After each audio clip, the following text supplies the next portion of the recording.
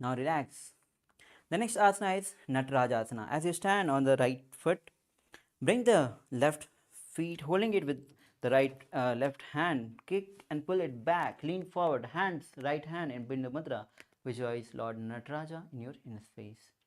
तानपादं क्रौञ्चं च मरीचिं वीरभद्रकं नटराजं त्रिकोणं च सत्ताङ्गुष्ठप्रसारणे. Now inhale and rise up. The next Karana is Ardhari Karna. As you stand in Aramandi, bring the right leg foot on toe on the ground and heels up behind the left feet. Bring the left hand at the chest and now right hand at the nose and swing it like a pendulum. As swing a few times. Now change the position of the legs and hands and swing the left hand as a pendulum on the other side. Now relax. Now we move to a skeleton dance. Now as we visualize ourselves as pure bones and start shaking our body with eyes closed. Shake the body and move across the whole yoga mat without following any particular pattern. Just shake your body. Now relax. The next karana is Kati Chinna Karna. As you stand again in Aramandi, bring the hands at the back of your head, palms facing back. Now twist on the right side, palms opening, and then twist on the other side. Repeating this again and again. This is Kati Chinna Karna. Now relax. The next asana is Talasana. As you stand tall on the big toes, bring the hands above the head, elbows straight, palms facing each other. Visualize yourself as a palm tree as you engage Mahamudra Bandha. महामुद्राबद्धकोणो ताडासिनि विभेदकान्. Now relax. We are moving to the next asana, which is Uttanasana. With standing on both the feet, lean forward, place both the hands on the side of the feet. Now bring head to the knees. Engage Mahamudra Bandha as you visualize Swamiji in your inner space. महामुद्राबद्धकोणो ताडासिनि विभेदकान्. Inhale. Now the next asana is Sarakshasana as you bring the body in the plank position. Now tuck the chin to the chest and start rotating from left right in Sarakshasana as you visualize Swamiji in your inner space.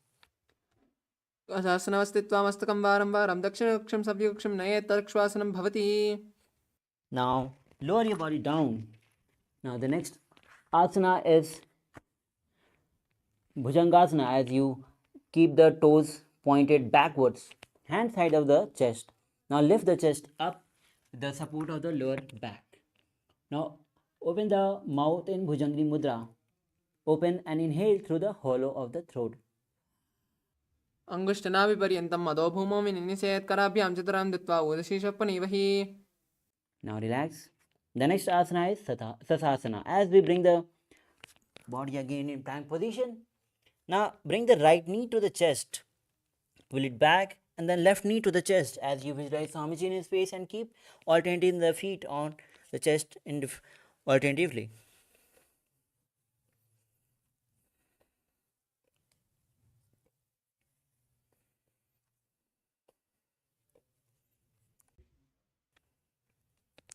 गजासनसंस्थितौ जानुद्वयमाकुञ्च वारं वारं कर्तव्यं शशासनं भवति.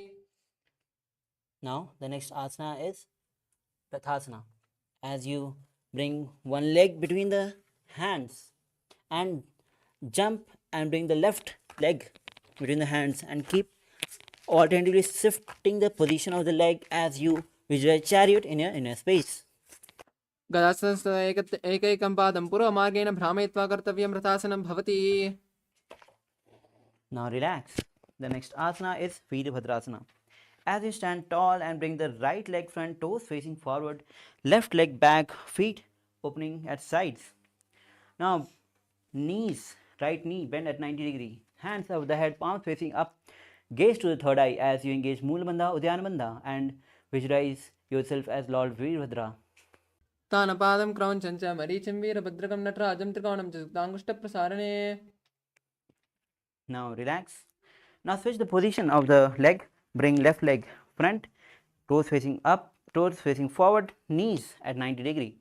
Bring both the palms at the above the head, palms facing each other, gaze to the third eye. Visualize yourself as Lord Veerbhadra as you engage Mool Bandha and Udyan Bandha. उत्थानपादं क्रौञ्चं च मरीचिं वीरभद्रकं नटराजं त्रिकोणं च सुप्ताङ्गुष्ठप्रसारणे. Inhale. Now stand tall.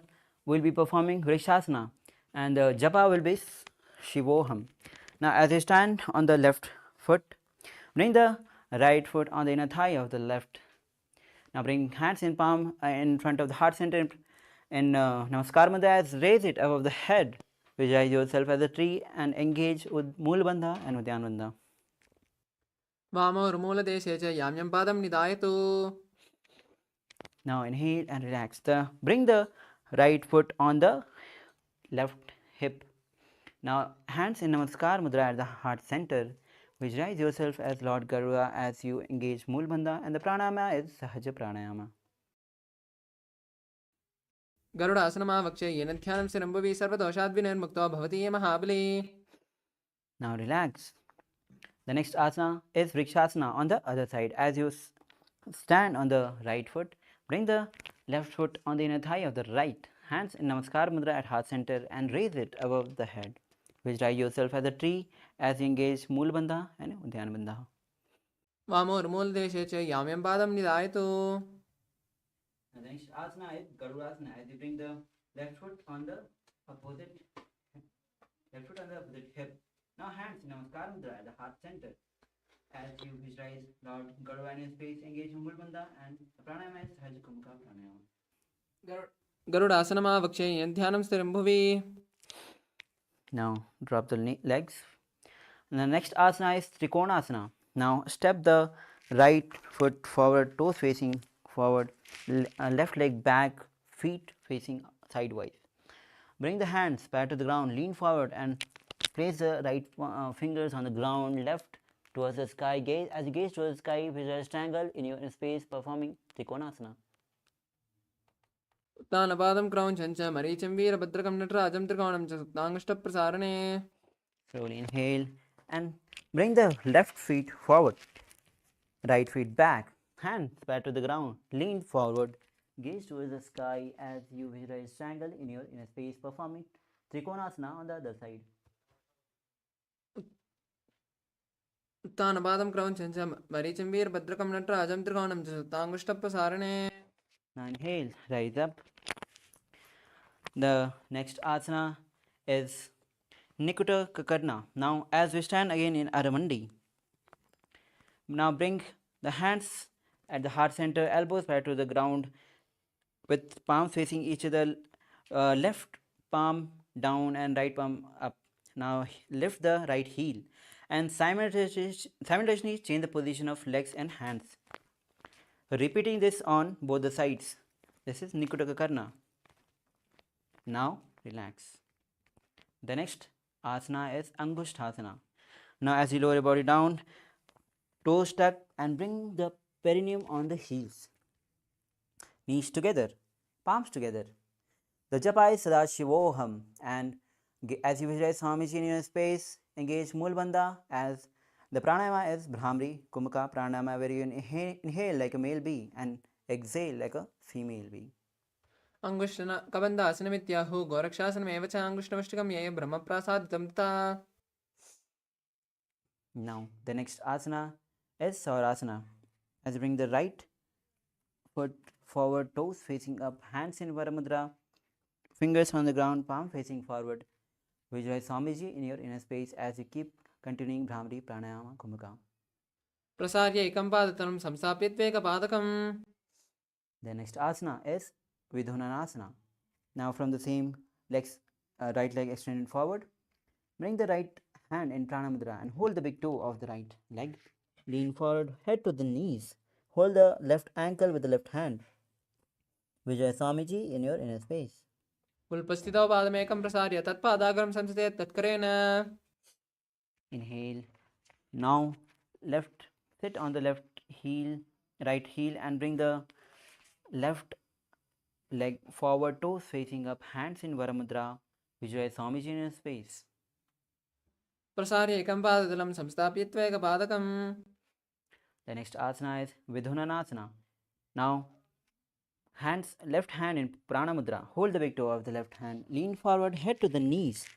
Hold the right ankle with right hand as you engage Mulbandha, and the pranama is Bhramari Bhumika Pranama. गुल्पस्थितौ पादमेकं प्रसार्य तत्पादाग्रं संस्थित्य तत्करेण. Now slowly inhale and rise up, bringing the toes with toes tucked. Sit on the heels, perineum on the heels.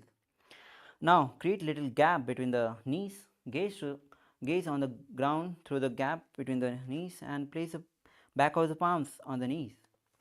Engage Mulbandha, Jalandhar Bandha. Visualize Swamiji in your inner space.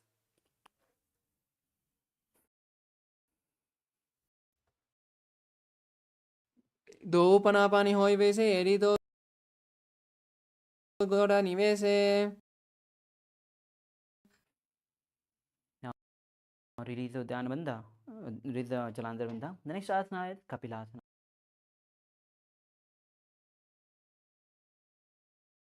Now engage Mulbandha, Dhyana Bandha as you gaze to the nose and visualize Sage Kapilamuni in your inner space. उभयपकतले समट हरावे तिनकी माहिली कौर मिलावे. Now slowly release the Dhyana Bandha. The next asana is Vajra Gorakhasana. As you sit in the same posture, switch the gaze to the third eye and visualize Swamiji in your inner space. दो पगले संपुट करे कौर वारली बू परिधरे. Now the next asana is Suryasana. As you bring the soles of the feet together, knees off the ground and wide, bring both the hands in Padma Mudra, which is index finger and thumbs touching together, fingers apart. Now raise it above the head, gaze between the gap between the palms. Engage Mulbandha, Dhyan Bandha as you visualize Lord Surya in your inner space. एडी दो गुड़ातनी आने पनापानि बेटक पुनिताने. Now relax. The next asana is Mandukasana. As you sit on feet flat and sit on the heels. Now gaze to the third eye, hands on the respective knees. Now visualize yourself as frog and roll the tongue up on the roof of the mouth. Visualize you are catching the nectar of immortality dripping from the Sahasrara chakra with your frog tongue. पादतलौ पृष्ठदेशे अंगुष्ठद्वये च संस्पृशेत्. Now the next asana is Uttana Mandukasana. From the same seated posture, bring both the palms at the back, hold the shoulders, opposite shoulders, elbows supporting the head, gaze to the third eye, engage Mulbandha, Uddiyana Bandha, and visualize, perform Maha Manduki Mudra as you visualize the nectar of immortality dripping from Sahasrara chakra with your frog tongue. मण्डुकासनमध्यस्थं कोर्पराभ्यां दंशितः. Now release the Uddiyana Bandha and Mulbandha. The next asana is Simhasana. Now cross the ankles at the back, hands on the respective knees, gaze to the nose, visualize line in space as you open the mouth wide and stick out the tongue and exhale forcibly. गुल्पस्थितौ पादमेकं प्रसार्य दक्षिणं संविगुल्पेन दक्षिणे तदेतनं हस्तौ जान्वौ संस्पर्श्य स्वाङ्गुलीश्च प्रसार्य च. Now slowly inhale and rise up. Now the next asana is Bhadrasana. Now bring the soles of the feet together at the back and sit on the heels. Knees wide apart, hands in Prana Mudra. Hold the big toes. Gaze to the nose as you engage Mool Bandha and Jalandhar Bandha. Visualize Swamiji in your inner space. गुल्पौ च वृष्णस्यादौ युत्क्रमेण समाहितः. Now inhale. The next asana is Kakabasandi Asana. Now squat on the feet. Knees wide, hands wrap it around the back and interlace the fingers. Gaze to the nose, visualize crow in your space as you engage Mulbandha. The japa is Sadaशिवोहम and the pranayama is Bhramari Pranayama.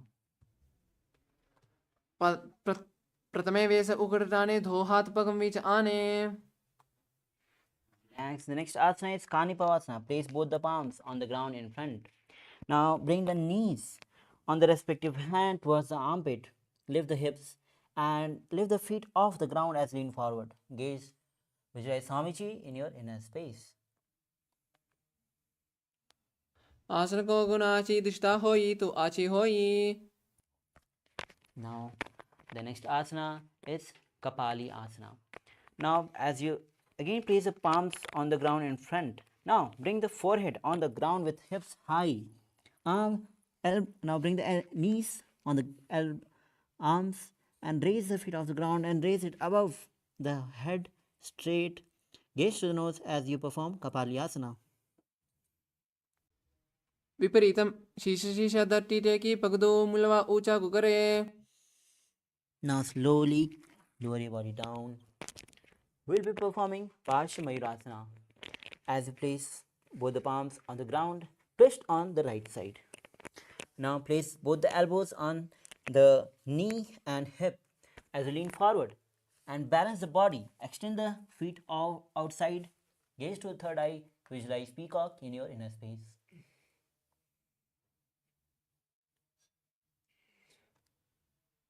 मयूरम दंडवत कुर्यात् मयूरम दंड नामकम. Now relax. We'll be performing Parshvamayurasana on the other side as you twist on your left side. Elbows on the knees and hip. Lean forward, balance the body and extend the feet outwards on the sides. Gaze to the nose, gaze to the third eye. Visualize peacock in your inner space. मयूरम दंडवत कुर्यात् मयूरम दंड नामकम कुर्यान् मयूरम पार्श्वाभ्यां मयूर पार्श्व नामकम. Now relax. Bring the body in the plank position. The next asana is Bhairaginathasana. Now bring right foot from outside between the hands. Gaze to the third eye. Visualize Lord Kalabhairava in your space. The pranayama is Rejika Kumbhaka pranayama. तने आसन को गुण पीती जाई. Now bring the right leg back from the plank position. Now bring the left foot from outside between the hands. Gaze to the third eye as you visualize Lord Kalabhairava in your inner space. आसन को गुण पीती जाई. Now again from the plank position. The next asana is Unmukh Pitasana. Now drop the knees on the ground. Hips high. Bring the feet a little closer to the body. Gaze to the third eye as you visualize Swamiji in your inner space. पुण्यस्थो जानी हस्तो चतुष्पद वामकम. Now bring the body again in plank position. We will be performing Vasishtha Asana. Now with right palm on the ground, hands straight, twist on the left side, left hand towards the sky. As you're gazing to the sky, visualize Sage Vasishtha in your inner space. ऊर्ध्व कुक्कुट वाशिष्ठ मरीचिहाल मत्स्यकंपरि वित्तं चौद यस्य धनुरम. Now left palm on the ground, twist on the right side, right hand straight towards the sky, visualize Sage Vasishtha in your space as you perform Vasishthasana on the other side. ऊर्ध्व कुक्कुट वाशिष्ठ मरीचिहाल मत्स्यकंपरि वित्तं चौद यस्य विविधं धनुरासनम. Now lower your body down. Slowly extend the legs forward, toes facing up. Now bring both the palms under the buttocks with palms facing up.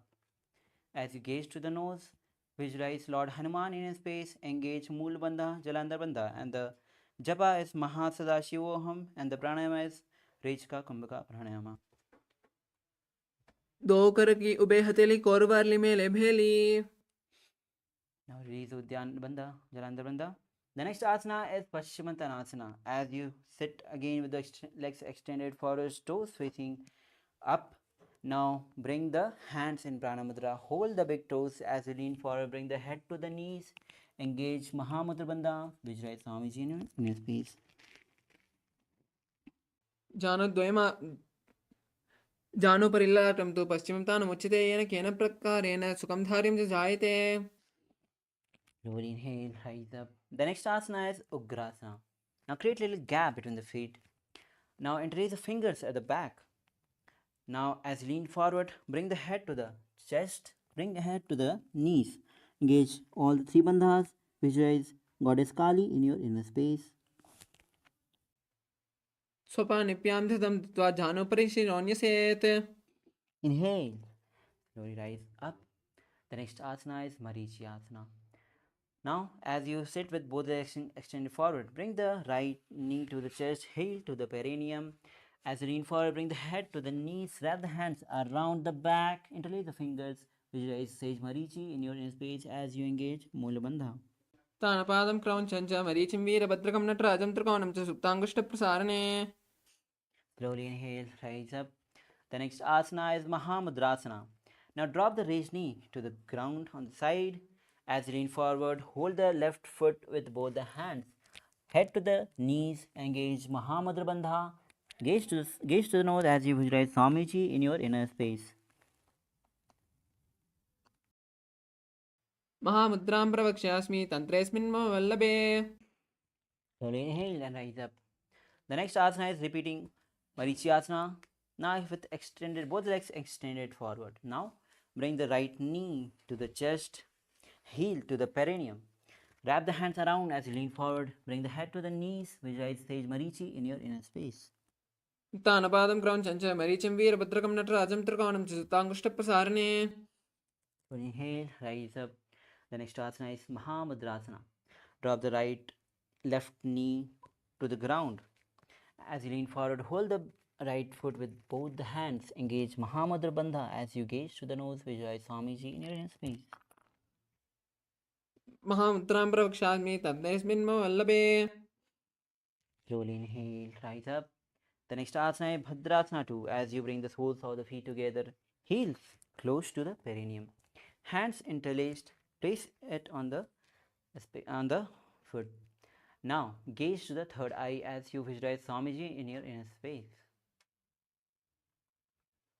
गुल्पौ त्रिवृषणस्याधः Shivanya पार्श्वे औक्षिपेत्.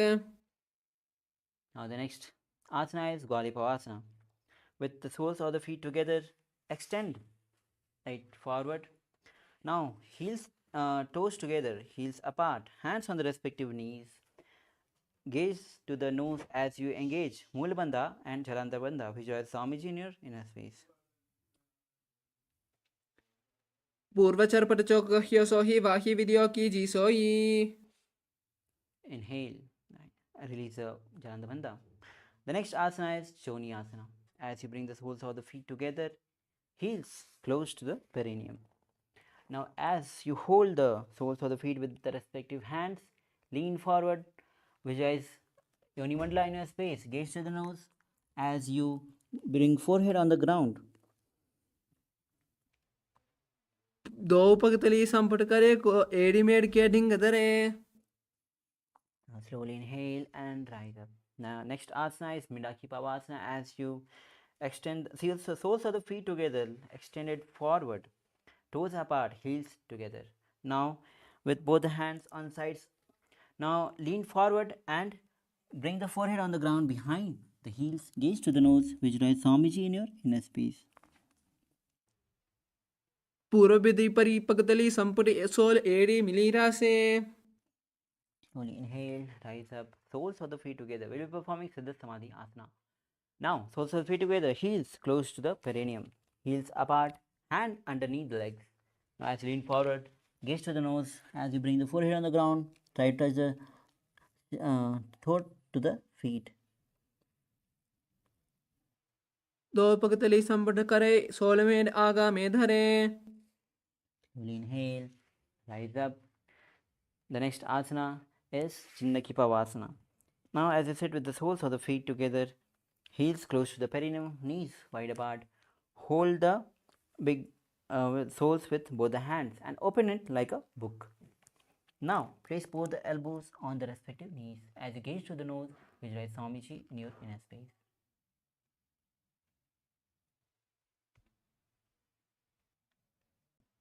दो पगतली add धरती मिगवा में गावे पगतली माहिली core अंगुठासला सीधी जोड़ी. Slowly inhale. We move on to the next asana, which is Charpat Chaukasana. As you sit with the soles of the feet together, heels close to the perineum, place both the hands on the respective knees, pressing it down to the ground as you engage Mulabandha or Dhyanabandha. Gaze to the third eye, visualize Swamiji in your inner space. दो पगदली संपुरदारे आगा में कर jar पसारे. Now release all the bandhas. The next asana is Bhairavasana. Now, as you sit with the toes tucked on the ground, heels up, knees wide apart and on the ground. Hands in Bindu Mudra. Place it on the respective knees. Gaze to the nose and gaze to the third eye as you visualize Lord Kalabhairava in his space, engaging Mulabandha and Dhyanabandha.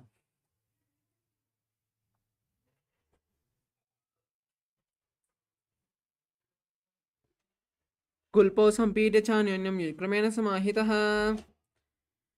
Now release the foot and release the Dhyanabandha. The next asana is Samanasana. Now, as we bring the left feet, heels close to the perineum, bring the right leg to the chest, right foot to the chest, holding it with both the hands. Gaze to the third eye as you visualize Swamiji in your inner space. समानासनमावक्षे सिद्धमन्त्रादिसाधनात्. The next asana is Apanasana. Now raise the left leg on the top of the shoulder. Now bring the left feet extended forward and up. Gaze to the third eye as you visualize Swamiji in your inner space. केवलं पादमेकं च स्कन्धेचारोप्य ततः. Now relax. We'll be repeating Samanasana on the other side as you bring the right heel close to the perineum and left feet to the chest. Gaze to the third eye, visualize Swamiji in a space. समानासनमावक्षे सिद्धमन्त्रादिसाधनात्. The next asana is Apanasana. As you bring the left foot on the top of the shoulder, raise the right leg forward and straight. Gaze to the third eye, visualize Swamiji in a space. केवलं पादमेकं च स्कन्धेचारोप्य ततः. Now drop the legs. The next asana is Gomukhasana. As you place the left feet on the ground, heels close to the perineum, the right leg on the top, hands interlaced on the top knee. Gaze to the nose, visualize cow in your space. The japa is Om Nithyanandoham and engage Mulabandha as you perform Sitakari Pranayama. सव्ये दक्षिणकुल्पन्तो पृष्ठपार्श्वे नियोजयेत्. Relax. The next asana is Anishasana. As you be seated in the same position as Gomukhasana, hands in Bindu Mudra, hold the hands in Prana Mudra, holding the big toe in of the opposite legs. Gaze to the nose, engage Mulabandha or Dhyanabandha and perform Sitakari Pranayama. Visualize Rishika Anushya in your inner space. दक्षिण गोरोनिकोटाने वामोता के ऊपर आने. Relax. The next asana is Anushasana 2. Seated in the same position as Anushasana. Interlace the fingers at the back, lean forward, bring the forehead on the ground. Visualize Rishika Anusha in your inner space. जीवना गोड़ा की संधि उपरिदावा गोड़ा की संधि. Inhale, rise up. Next asana is Gardhavasana 2. As you bring the left heel to the perineum, right knee raised, feet closer to the body, hands on respective knees. Gaze to the nose. Sitakari Pranayama as you visualize Lord Garuda in your inner space and engage Mulabandha.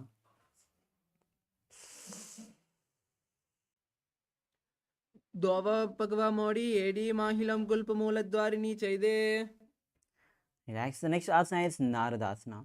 As you sit on the left heel, interlace the fingers and twist on the right side, elbows on the knees, gaze to the third eye, visualize Sage Narada in your inner space. पृष्ठजवाम पगदली केरी भूपरिता हिलागा वेपेरी. And twist your body. The next asana is Matsya Pitakasana. As you bring the left foot on the right thigh, right knee raised, feet closer to the body, hands right toe holding it in Prana Mudra and chin with the left hand. Gaze to the nose as you visualize Matsya, the fifth incarnation of Vishnu in your inner space. Keep performing Sitakari Pranayama. वामेन वामाङ्गुष्ठन्तो गृहीत्वा मत्स्यपीठकम्. Now relax. Now we'll be repeating Gomukhasana on the other side as you bring the right leg on the ground, heel touching the perineum. Place the left on the top, hands interlaced on the right on the top knee. Gaze to the nose as you visualize cow in your space and perform Sitkari Pranayama. शव्ये दक्षिणगुल्पन्तो पश्चिपार्श्वे नियोजयेत्. The next asana is Anishasana. With the same seated posture, hands in Pranamudra, hold the big toe of the opposite leg. Perform Sitkari Pranayama, then engage Mool Bandha or Dhyan Bandha. Gaze to the nose, visualize Rishika Anusha in your space. दक्षिण गोड़ निकट आने, वामोता के ऊपर आने. Now relax. The next asana is Anishasana 2. Interlace the fingers at the back, lean forward, gaze to the nose. Visualize Rishika Anusha in your face as you bring forehead on the ground. Try to touch the nose to the knees. चीमना गोड़ा की संधि, उपरितावा गोड़ा की संधि. Slowly inhale and rise up. The next asana is Garudasana 2. Now bring right heel close to the perineum. Left knee to the chest, hands on respective knees. Gaze to the nose, visualize Lord Garuda in your space. दावो पगवा मोड़ी, एडीमा हिलम गुल्पमूलद्वारिणी जयदे. Now, the next asana is Naradasana. As you sit on the right hill, hands interlaced at the back, twist on your left side, elbows on the knees. Gaze to the third eye. Visualize Sage Narada in your inner space. पिष्टजुबान पकड़ली केरी, भूपरिता हिलका वेपेरी. Now untwist your body. The next asana is Matsya Pitakasana. As you bring the right foot on the left thigh, left knee raised, hold the left big toe left with the left hand. Visualize Matsya, the fish incarnation of Vishnu, as you gaze to the nose and keep performing Siddhikari Pranayama. वामेन वामांगुष्टं गृहीत्वा मत्स्यपीठकम्. Now bring both the legs at front, toes facing up. Next asana is Matsendra Asana. As you bring the left foot on the opposite thigh, raise the right knee, right foot on the ground, twist on the left side, left elbow on the right knee, hand on the palms on the ears and the right hand at the back. Gaze to the third eye. Visualize Sage Matsendranatha in your inner space. ऊर्ध्वोपरि उदरं पश्चिमवासं कृत्वा तिष्ठति यत्नतः.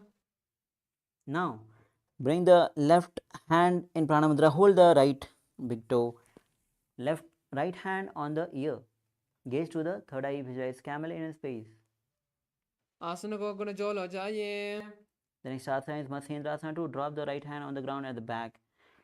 Hold the chin with the left hand. Visualize Matsyendra Nath in your space as you perform Matsyendra Asana 2. मत्स्येन्द्रपीठं छत्रप्रदीप्तं प्रचण्डरक्मण्डलखण्डनास्त्रम्. Now slowly untwist your body. Extend both the legs. Bring the right foot on the left thigh now. Raise the left knee. Twist on one side, on the left side, elbow on the knee. Hand on the ear. Left hand on the palm on the ground at the back. Gaze to the third eye as you visualize Sage Matsendranatha in your inner space, performing Matsendranatha Asana. उदरं पश्चिमाभासं कृत्वा तिष्ठति यत्नतः. The next asana is Kubasana. Now bring the right hand in Pranamudra. Hold the left big toe, left hand on the knee, on the ear. Gaze to the third eye. Visualize camel in your inner space. आसन को गुण जोल हो जाइए. Drop the left hand on the ground at the back. Hold the chin with the right hand. Still back.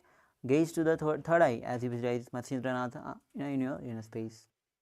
मत्स्येन्द्रपीठं छत्रप्रदीप्तं प्रचण्डरक्मण्डलखण्डनास्त्रम्. Now slowly inhale and twist your body. Bring the legs in Padmasana. The next asana is Padmasana. Now as you bring both the hands in Pranamudra, holding the big toe of the opposite big toe. Now gaze to the nose as you engage Mahamudra Bandha. Visualize Swamiji in your inner space.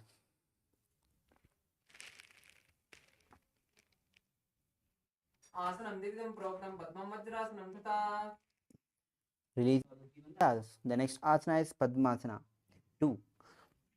Now still sitting on the Padmasana, place both the hands on the respective knees, palm facing down. Now As you engage Mulbandha, gaze to the nose, perform Sitakali Pranayama. Sitali Pranayama.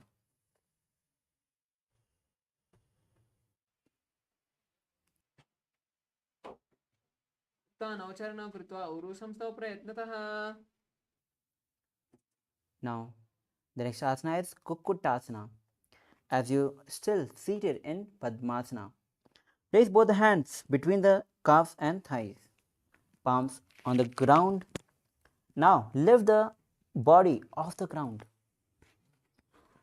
Visualize yourself as a rooster. The japa is Om Nithyananda Mahasarashivoham, and the pranayama is Sahaja Pranayama. पद्मासनं संस्थाप्य नानोर्वोरन्तरे करौ. Now, slowly lower your body down. The next asana is Paddhakeki Asana. Still sitting in the Padmasana, hands on the ground, forehead forward. Now bring the fingers facing towards the body.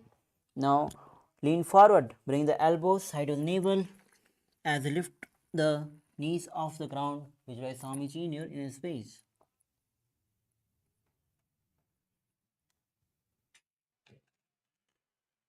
धरामवष्टभ्य करद्वयेन तत्पूर्परिस्थानेव ताविपाश्वः. Relax. The next asana is Mayurasana. As you bring the hands on the ground, palms facing towards the body. Lean forward and bring the elbows side of the navels. Legs extended back and lift the feet off the ground. Visualize peacock in your inner space. अतः वक्षे Mahadev मयूरासनमुत्तमम्. Now slowly lower your body down. The next asana is Makadasana. Now interlace the fingers at the back, legs extended, feet extended on sides. Visualize crocodile in your inner space.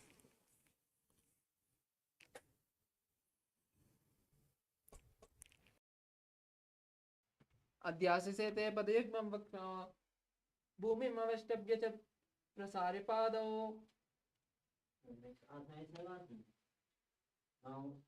Bring the palms side of the chest, toes facing backward, pointed backwards. Now forehead on the ground. Lift the feet and thighs, knees off the ground as you visualize a locust in your inner space. अध्यासिसे ते करयुग्मं वक्ष्णो भूमिम् अवष्टभ्य करतलयोस्तलाभ्याम्. Relax. The next asana is Ustrasana. Now hold the feet with the respective hand. Bring it towards the ground, side of the hip, visualize camel in a space as you engage Mulabandha. अध्यासिसे ते पदयुग्मं वस्तं पृष्ठे निधाप्य दितं कराभ्याम्. The next asana is Dhanurasana. Still holding the feet with both the hands. Now simultaneously lift the chest and the legs up. Gaze to the third eye. Visualize Shiva's bow in your inner space.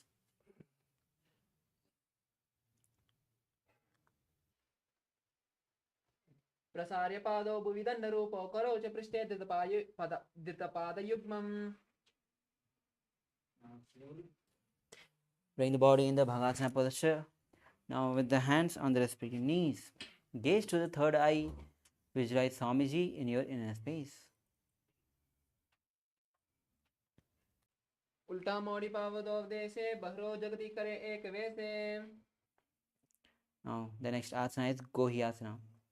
As you lean forward and bring the elbows, hands shoulder width apart. Interlace the fingers. Head on the ground, supported by hands. Now hips high. Lift the feet. Bring the feet closer. And now lift the feet off the ground as you bring the knees to the chest. Try to touch the chin to the knees to the chin as you gaze to the nose, performing Gohyasana. दो हाथ की गहुनी जोई पुनिह कराले जाने दो. Same posture. Now raise the legs up straight. Gaze to the nose. Visualize Swamiji in your space, performing Sirsasana. विपरीतं मण्डलं च दिदेव विदितं हिनः. Now slowly lower your body down. Now sit with the legs extended forward.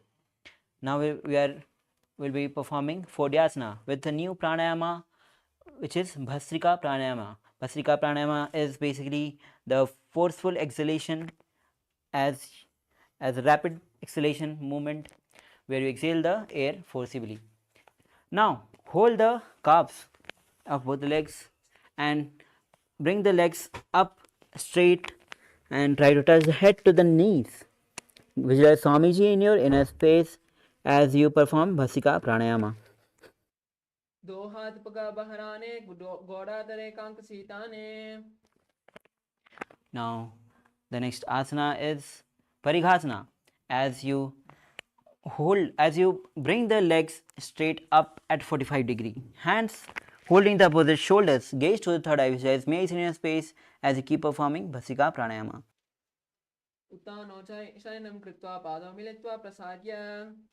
Now, the next asana is Naukasana. With legs extended at 45-degree forward, hands back to the ground, visualize both in space as you gaze to the third eye, keep performing Bhasika Pranayama. उत्तान शयनं कूर्पराभ्यां भूमिमष्टभ्य. Now relax. The next asana is Rudrasana. Now as you sit with the soles of the feet together, hands underneath, interlace the fingers and hold the feet. Bring it close to the chest. Now rest the chin at the fingers. Gaze to the nose, visualize Lord Rudra in your space as you keep performing Bhasika Kumka Pranayama. पगदली संपुट करे हाथस्य पगा ऊंचा पगा का. Now relax. The next asana is Unmukh Pithasana 2. As you bring the soles of the feet on the ground, knees raised, lower the body down on the ground, hands back of the heels. Now raise the hip high. Engage Mool Bandha, Jalandhar Bandha. Gaze to the nose. Visualize Swamiji in your inner space. ऊर्ध्वे च जानुनी कृत्वा शमित्वोध्वमुखं तथा उत्ताप्य हस्तौ तिष्ठेतु पीठ उन्मुखनामके. Now inhale and slowly lower the whole body down on the ground flat. Hands and legs apart. Relax the whole body as you inhale slowly and mentally force air across the body as you perform Savasana. अथ शवासनम् उत्तानं शववद्भूमौ शयनं तु शवासनं शवासनं श्रान्तिहरं चित्तविश्रान्तिकारणम्.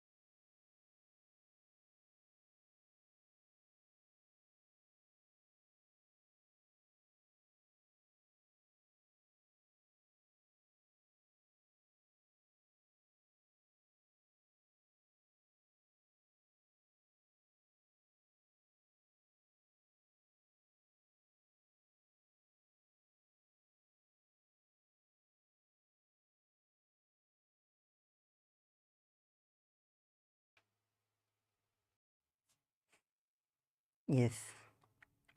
Now, slow. Come down to your physical body.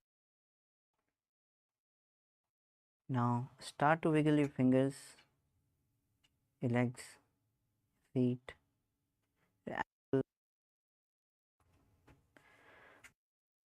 chest. Rock the knees to the chest, holding it with both raised fingers. Rock to sides. Now roll to one side and be seated in the comfortable seated position. Now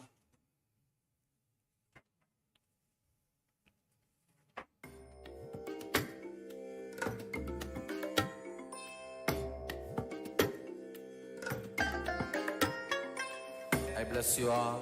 Let you all open all your three eyes and manifest the powers of Mahasadashiva. Om Nithyananda Paramashivoham. Om Nithyananda Paramashivoham. Om Nithyananda Paramashivoham. Om Nithyananda Paramashivoham. Om Nithyananda.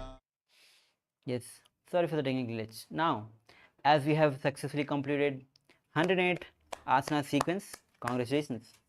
Now we will be moving on with the next 200 asanas of Dutya Vinyasa Krama. Now, the first asana is Yatha Sanishthasana. As you sit in a comfortable seated position which brings ease to your physical and mental space. Bring the hands in Bindu Mudra with index and thumb touching together in Bindu Mudra on the respective hands. Visualize yourself as the Supreme Pontiff of Hinduism. Now, throughout the next 200 asanas, the japa will be Om Nithyananda Paramashivoham. And engage Mulbandha as you perform Samana Kumaka Pranayama. पर्यङ्कं तत्समाख्यातं यथा संस्थं यथा स्थितिः. Now, slowly inhale. The next asana is Samasana. Now, as you're still seated in the Yatha Sanishthasana, which is comfortable position which brings ease to your inner space, hands in Bindu Mudra. Now, inhale slowly and deeply, then hold and again inhale, taking a prolonged inhalation, then exhale fully. Visualize Swamiji in inner space as you engage Mulbandha. इदानीं गर्भिणीनां योगाभ्यासो यथा लगगो सुखप्रसवलाभाय प्रोच्यते प्राक्तने पतिः. The next asana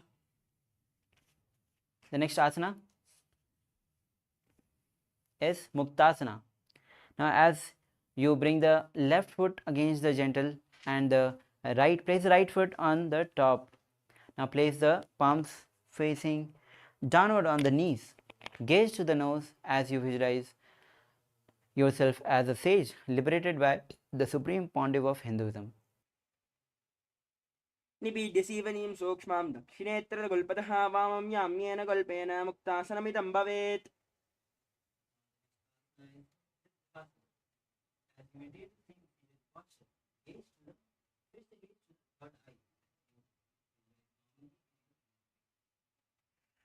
स्थानुह्मितेन्द्रियचलदृशान् पश्यन् भ्रोरन्तरं चैतन्मोक्षकवाटभेदजनकं सिद्धासनं प्रोच्यते.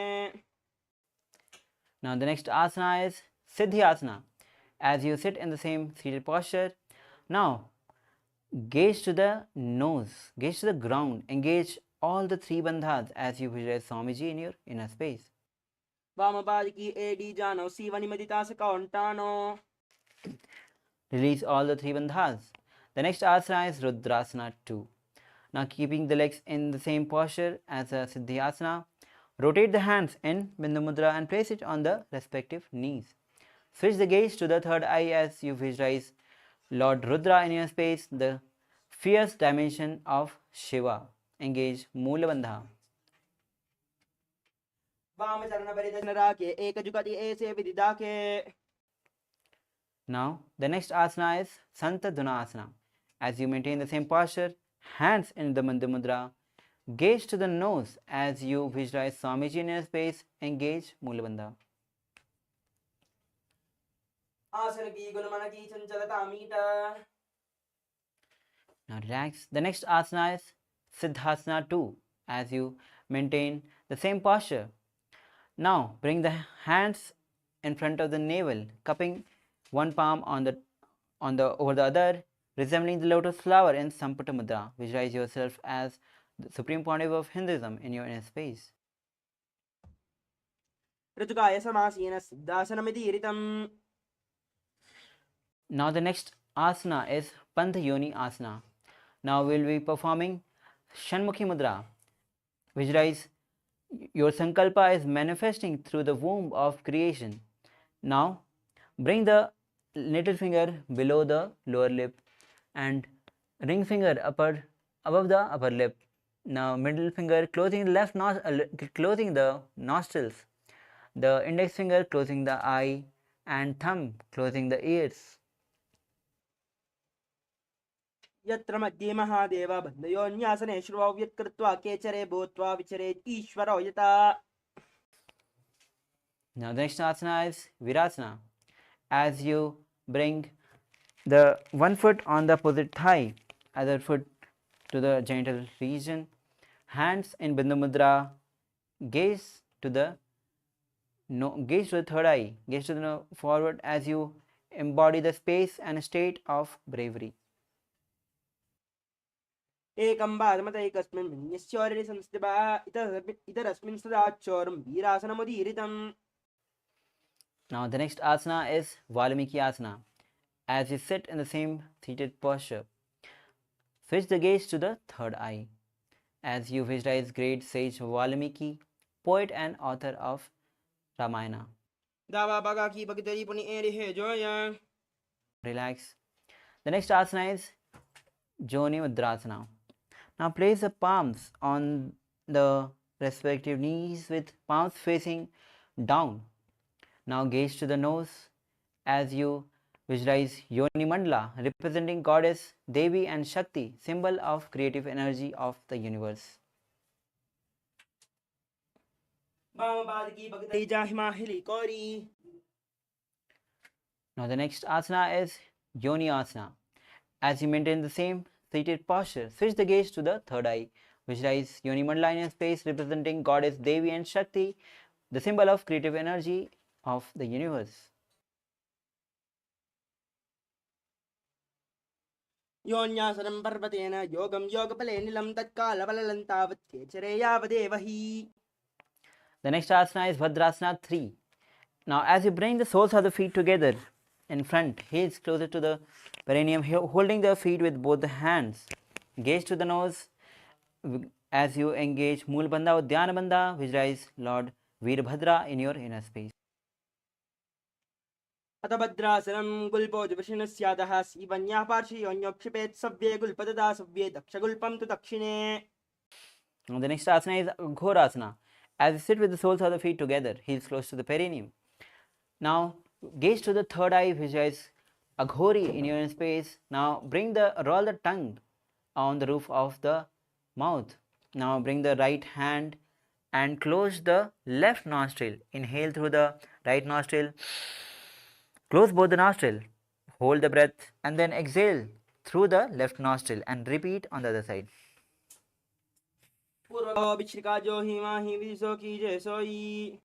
Now relax.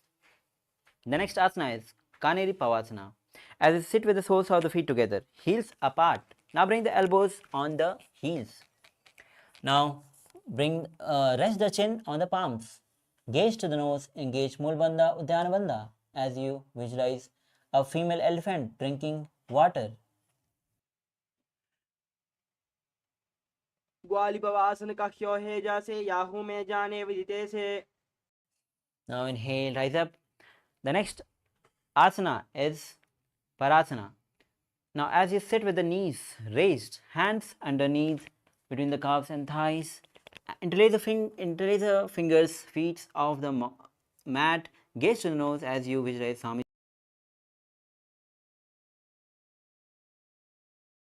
Junior in a space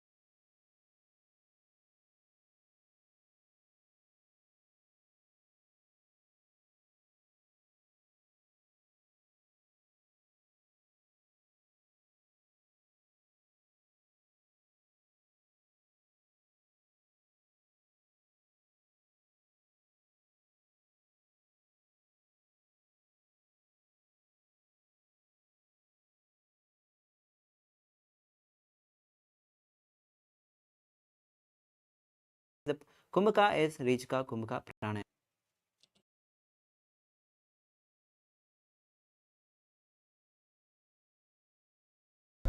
Paramashivoham. Om Nithyananda. Paramashivoham. Om Nithyananda. Paramashivoham. Om Nithyananda. Paramashivoham. Nithyananda Paramashivoham. Om Nithyananda Paramashivoham. Om Nithyananda Paramashivoham. Om Nithyananda Paramashivoham.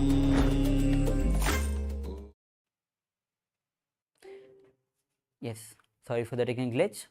Now we'll be performing our next asana, which is Udarasana. Now sit with the soles of the feet together. Now place the hands underneath the legs, hold the feet and bring it closer to the chest. Rest the chin on the feet. Now gaze to the nose as you visualize yourself body free from any defects. दो पगदले संबुरडाने उभय हस्तकरी ऊर्ध्वहिताने.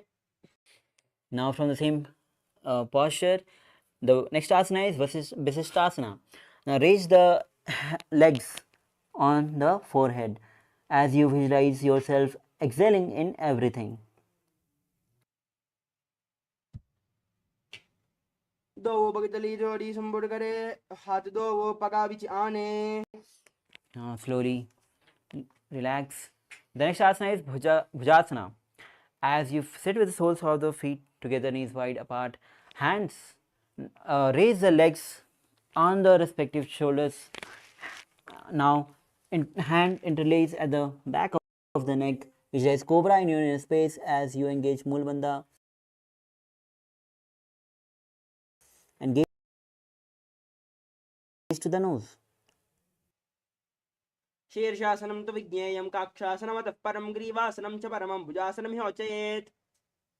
Asana is Kalyanasana.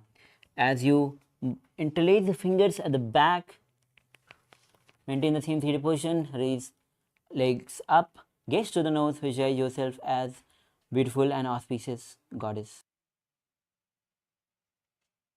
दो हाथ पगाम बिच आने तिनको गोडानी छेटाने. Now lower your legs down. The next asana is Sankatasana. Now bring the left leg on the ground, heels close to the perineum. Now sit on the left heel. Bring the right leg on the top. Place the palms on the opposite knees. Visualize yourself as a swan as you perform Ujjayi Pranayama, making sound of ocean. वामपादं चितेर्मूलिं संयस्य धरणीतले पादण्डेन याम्येन वेष्टयेत् वामपादकं जानुयुग्मं करयुग्मम् एतत् सङ्कटमासनम्. Dhenukasana. Now slide the left heel outside and place both the hands on the top knee. Gaze to the nose as you engage Mulabandha and Udyanabandha, visualize Swamiji in your inner space. अनुशाकिनगरवञ्चितं वृषीहीलं डगल्यं knee. Now bring the right foot on the left thigh, left foot on the right knee. Now as you twist towards your left, now bring the left hand holding the right thigh and right hand on the left knee. As you gaze to the third eye, visualize Matsyendranath in your inner space. वामजङ्गपरदचिर्लाने वामहस्तपिष्टीदिशाने बहरौ जलजनबाधहेजो ईताकीनलिजोपकरे सोयी. Machandrasana 2. As you place both the legs in the last asana, Machandrasana, hold the big toe of the opposite leg in Prana Mudra.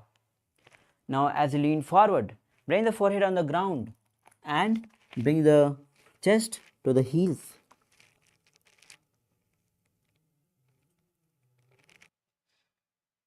प्रथमजी मनोचरणजो ई वामजङ्गपरे राके सो ईताकी AD कड़िसोल्यावे बहरौ जुगती यह और करावे. Now slowly rise up. The next asana is Guru Asana. Maintain the same seated posture. Interlace the fingers and place it on the left heel, left knee. Engage Mahamudra Bandha. Visualize Swamiji in your inner space.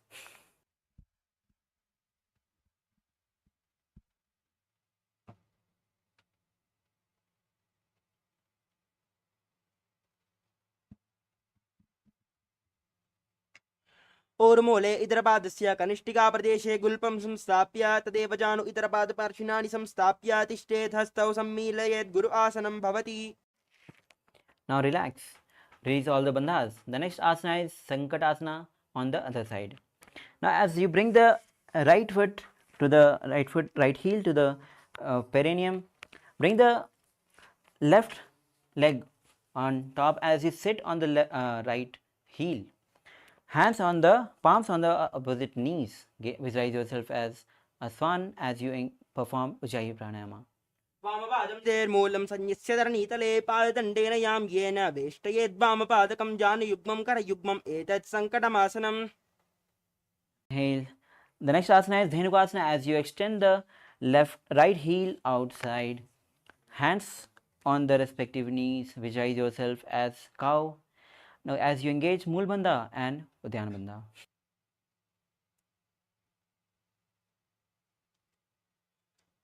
अनुशाकिनगरपञ्चितं वृषीहिलं डगल्यं knee. Release bandhas. The next asana is Machandrasana. Bring the left foot on the right thigh and right foot on the left knee. Twist on your right side as you bring the right palm and hold the left thigh. Now left hand on the right knee. Twist backward, gaze to the third eye, visualize Matsyendranath in your inner space. वामजङ्गपरिदचिताने वामहस्तपिष्टीदिशाने बहरौ दचनपादहेजो ईताकीनलिजोपकरे सोयी. Now untwist your body. With the same seated posture, hold the big toes of the opposite leg in Prana Mudra. Now as you lean forward, bring the forehead on the ground, heels touching the chest, visualize Swamiji in your inner space. प्रथमजी मनोचरणजुजो ई वामजङ्गपरे राके सो ईताकी AD कड़िसोल्यावे बहरौ जुगती यह और करावे. Inhale, rise up. The next asana is Guru Asana. With the same seated posture, interlace the fingers and place it on the right knee. Engage Mahamudra Bandha. Visualize Swamiji in your inner space.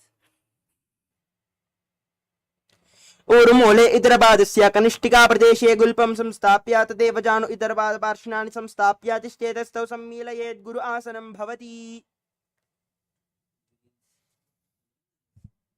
Now the next asana is Parshvasana.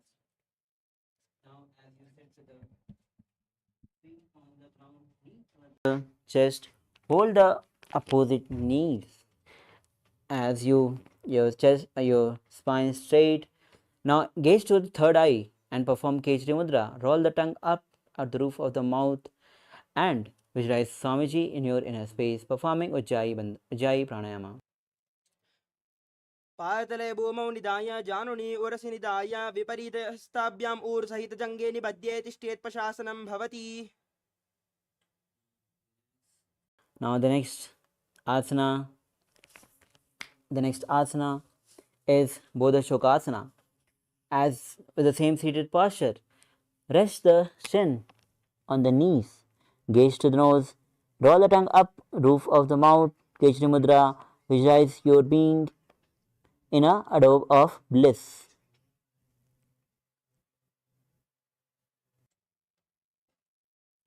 द्वौ भगतली भूपरिते रेकोर्माहिली ऐसे करेकोर्माहिली उकडबे से जंगा चाती अग्रनिवेशे.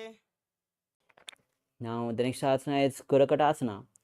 With the legs and hands in the same position, now bring the arms under the thighs and calves. Hold the opposite elbows. Bring the feet a little closer. Now roll the tongue up at the roof of the mouth. Gaze to the nose as you visualize Swamiji in your space and keep performing Ujjayi Pranayama. द्वौ हाथ भगवाहर लिया वे गोड़ा नीचे लेते हरावे रामहा सामहा ऐसे करे आपस में को हनी पकड़े. Now the next asana is Sumati Asana. Now as you bring the right foot on the on the other side, toes facing up, heel on the ground. Now gaze to the nose as you visualize great sage, great Maharishi Sumati in your inner space. मूलद्वार धरती परिटाने दावा पगबर दचबद आने दाई पाकती कोले आवे हाथ एक अमतर हरावे. Now the next asana is Dandasana. As you sit with the legs extended forward, toes facing up, interlace the fingers and raise it above the head, elbows straight. Engage Mahamudra Bandha, gaze to the nose, roll the tongue up in Kechari Mudra, visualize Swamiji in your inner space.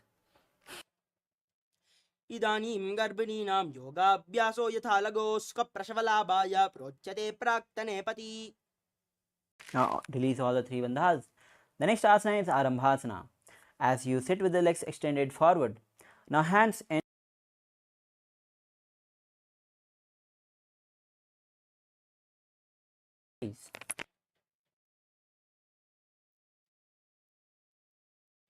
दो bug में लिवा पसारी पकाका अंगूठा पकड़ी लाट घोड़ा लगावे.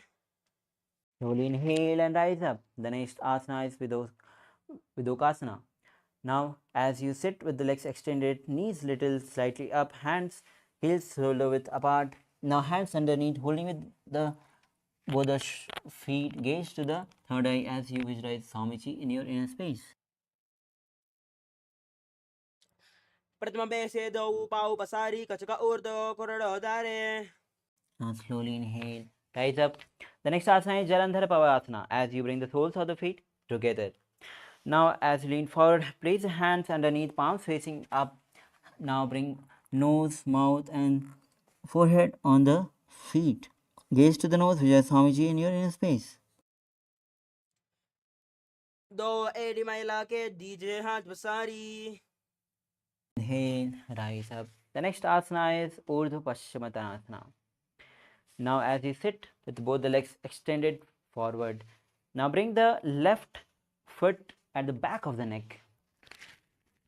Now, lean forward, hold the right foot with both the hands, visualize Swamiji in your inner space. पश्चिमतानवत् संसिद्धिं कृत्वा एकं पादं ग्रीवायां धृत्वा तिष्ठेत् ऊर्ध्वपश्चिमतानं भवति. Slowly inhale, rise up. The next asana is Anantasana. Now, with one left leg behind the neck. Lean backwards.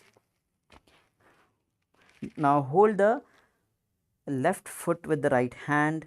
Gaze to the nose. Visualize yourself as an infinite or endless or an internal one. उत्तानशयनी एकैकं पायी ग्रीवायां विन्यस्य इतरहुस्तेन पावाग्रं गृहीत्वा. Now the next asana is Ankushtasana. Now from the same position as Anantasana, lean on one side on the elbows. Now gaze to the nose as you visualize Swamiji in your inner space. उत्तानशयिता एकैकं पादं ग्रीवायां कुर्वन् इतरहस्तं कर्णमूले स्थापयेत् तस्यैव हस्तस्य कोर्परो भूमौ निधाय इतरहस्तपादौ सरलिक्षतिष्ठेत् अंकुशासनं भवति. Now slowly release the leg from the neck. The next asana is Dharasana. As you lie down again on the back, bring the knee to the chest. Hold the opposite knees and roll from left to right, performing visualize Swamiji in your inner space. उत्तानशयनं जानुनी हृदयवस्थं भजङ्गसुस्थौ ऋणीकरद्वये बद्ध्वा सव्यापसव्यं लोडयेत् दशासनं भवति. Yes, now rise up again. Sit with the legs extended forward. We will be repeating Urdhva Paschimottanasana on the other side as you bring the right leg foot at the back of the neck. Now as you lean forward, bring the head to the knees. Hold the left foot with both the hands, which is Swamiji in your inner space. पश्चिमतानवत् संस्थितिं कृत्वा एकं पादं ग्रीवायां धृत्वा तिष्ठेत् ऊर्ध्वपश्चिमतानं भवति. Inhale, rise up. The next asana is Anantasana. As you sit with the right leg at the back, lean backwards and hold the right leg foot with the left hand. Visualize, gaze to the nose as you visualize yourself as infinite or endless and eternal one.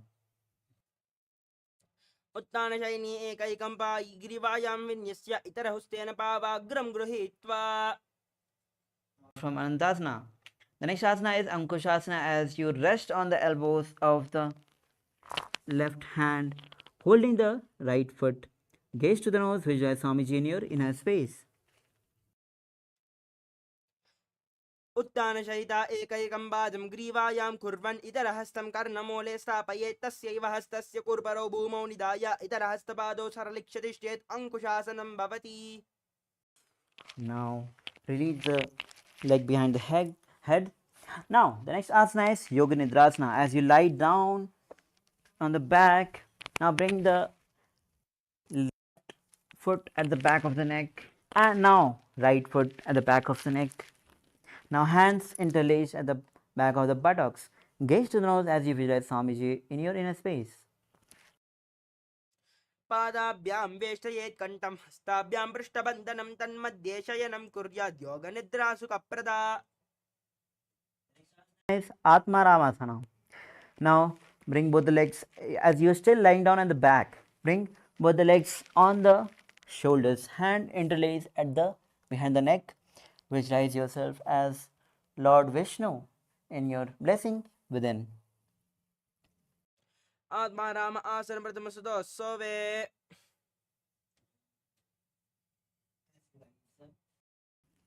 And the next asana is Kochikasana. Now again lie down on the back. Chest, soles of the feet facing up, hands on the sides extended straight, elbows straight. Gaze to the third eye as you visualize Swamiji in your inner space. दो हाथ सीधा सा करे तिन से ube spa करे.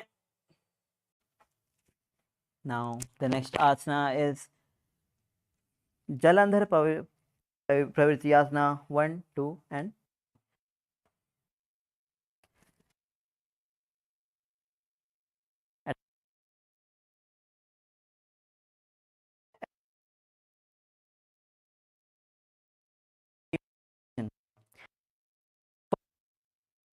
one, left knee on the sides bent and right leg extended down at front. Now this is first step. The second step is bring the right leg on the top of the bent knee. Third step, extend both the legs on sides, hold it with one hand and rotate the head on the other side, gazing on the opposite side. This is step 3. Now bring the legs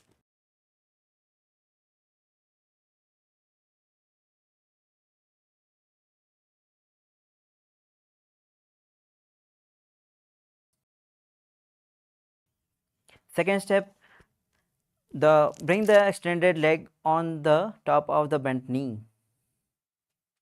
Third step, hold the big toe, extend the legs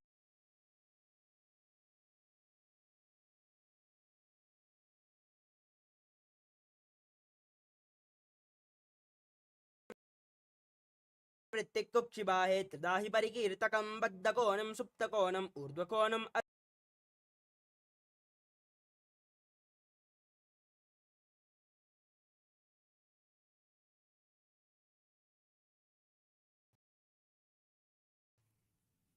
Now, as you lie down on the back,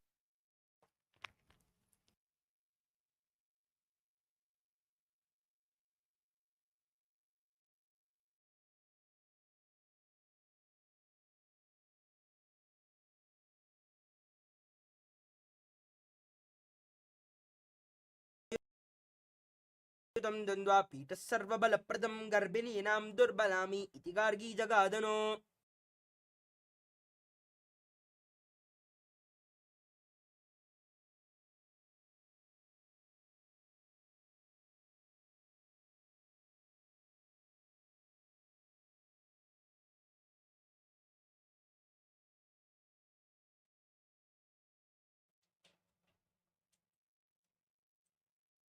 The next asana is Paryankasana. Now, with your feet flat, bring your arms over your shoulders with the fingers pointing towards your feet.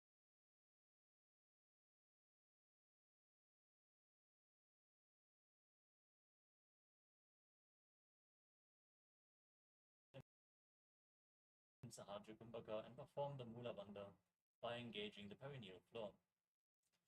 उत्तानशयनं हस्ततलाभ्यां भूमिम् अवष्टभ्यवातलाभ्यां भूमिं धृत्वा नाभिप्रदेशम् ऊर्ध्वं कुर्यात् पर्यङ्कासनं भवति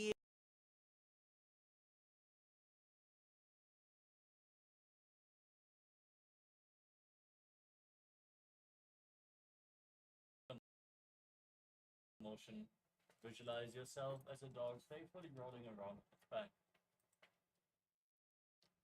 शवचरीरं संस्थाप्य जानुनी सम्मील्य नाभो आनीये हस्ताभ्यां कन्दरं बद्ध्वा भ्रामयेत्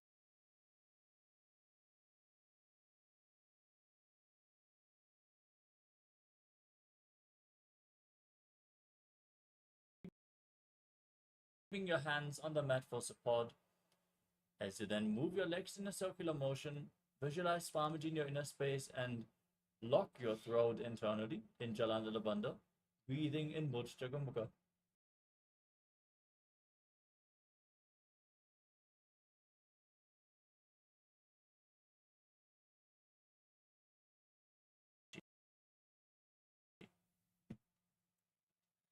करणी विपरीताख्या वादव्याधिनाशिनी नित्यम् अभ्यासयुक्तस्य जाटराज्ञैव वर्धने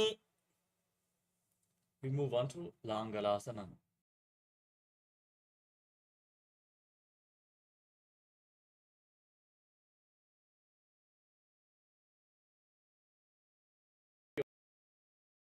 Your fingers behind your back and place your hands on the mat in Parashamudra as you visualize yourself as a plow. ग्रीवाकण्ठेन भूमिं विस्तम्भ पादाग्रद्वयम् ऊर्ध्वमुन्नयेत् नरकासनं भवति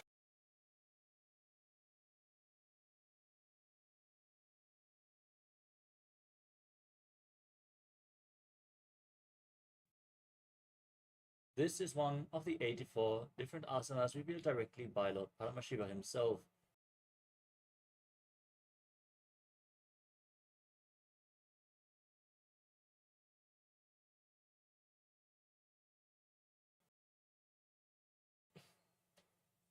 Next up is Supta Konasana.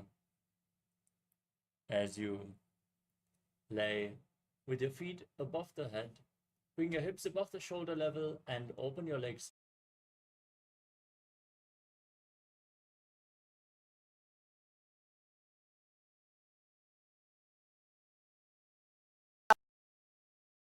अपि च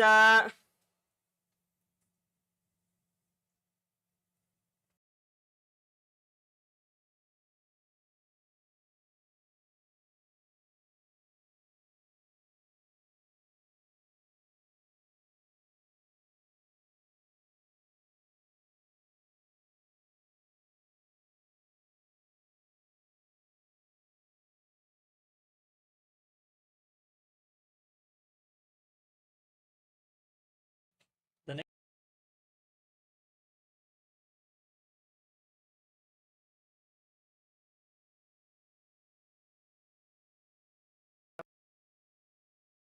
wheel in Chakrasana. ईशवादनस्तद्वौ पादौ गुर्यान्मस्तकदः परौ व्युत्क्रमेण ततः शीघ्रम् एतत्सर्वस्य साधनम् We move on to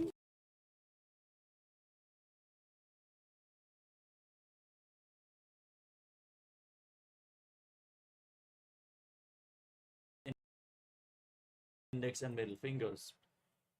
Visualize Swamiji in your inner space as you then open your legs wide to the side. Breathe in Ujjayi Pranayama, make an ocean-like sound with your mouth and perform the Mula Bandha.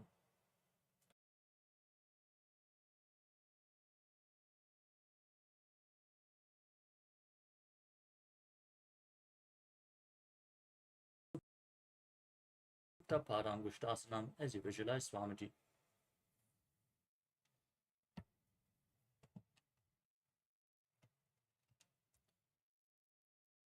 उत्तानपादं क्रौञ्चं च मरीचं वीरभद्रकं नटराजं त्रिकोणं च सुप्ताङ्गुष्ठप्रसारणे From Supta Padangushtasana, cross your legs into Padmasana.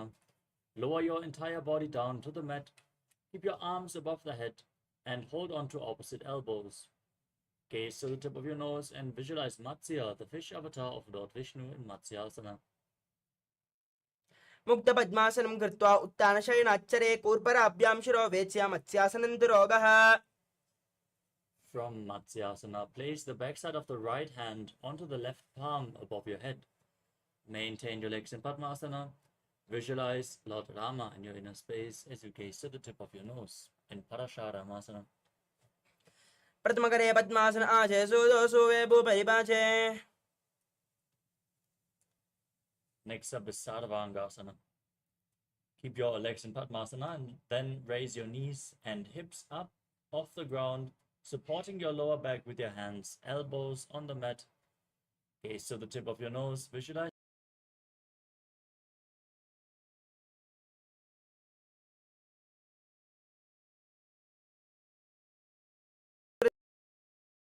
कृत्वा योगिनो निपुनो विद्याभिः पण्डितो यथा the next asana is Vrishchikasana. Now lay on your back and place one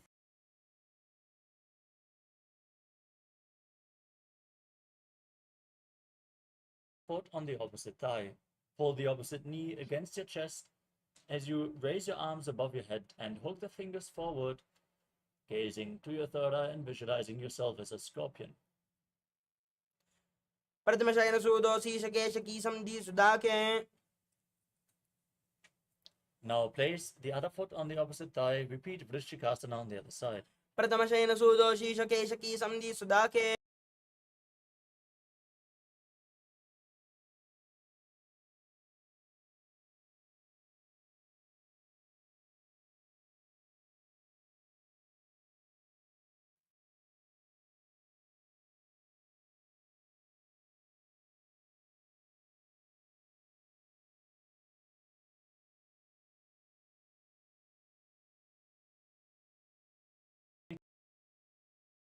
Through your nose in Sahadra Kumbhaka. उत्तानशयनं कृत्वा अनुलिम्बिः स्कन्दरां बद्ध्वा कूर्परो मिलित्वा नितम्बेन भूमिं स्पृष्ट्वा एकं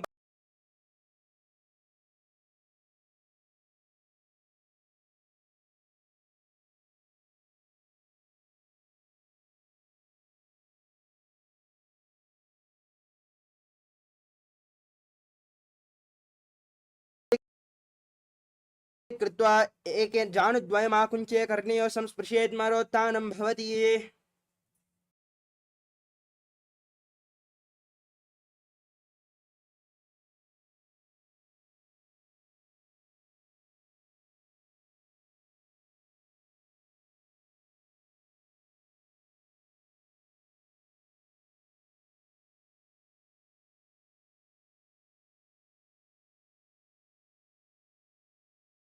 अत उत्थानं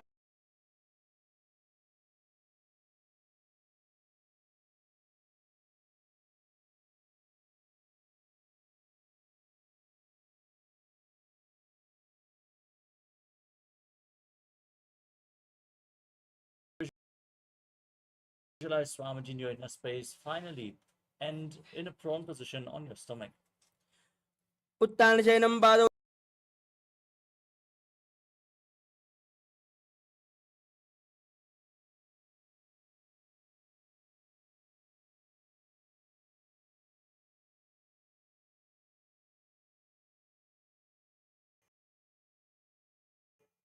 Making the sound of a flute as you visualize yourself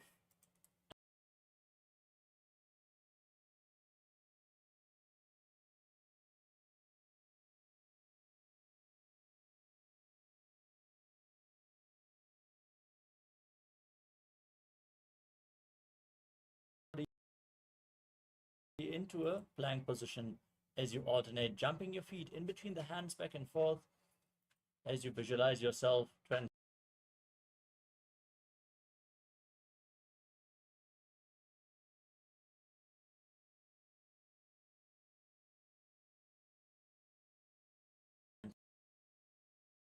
a standing position. Place your hands flat on the mat in front of you. Walk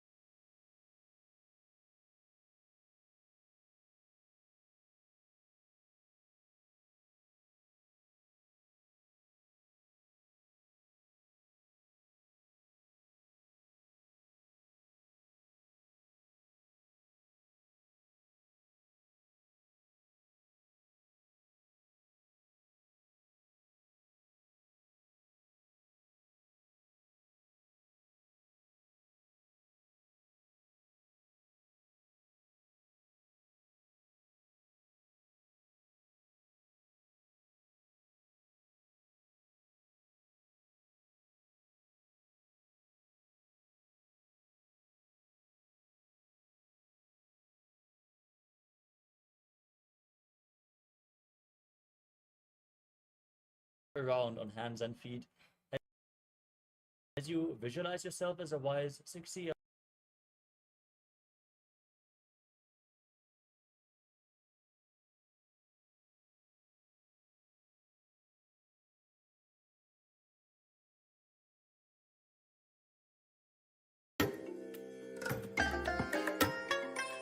I bless you all. Let you all open all your three eyes and manifest the powers of Mahasadashiva. Om Nithyananda Paramashivoham.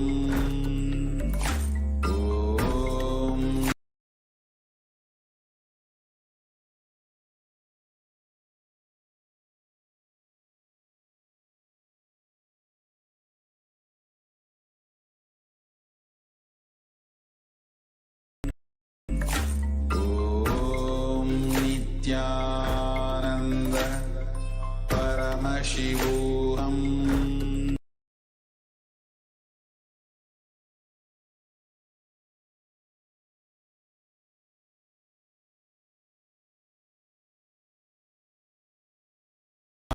Ananda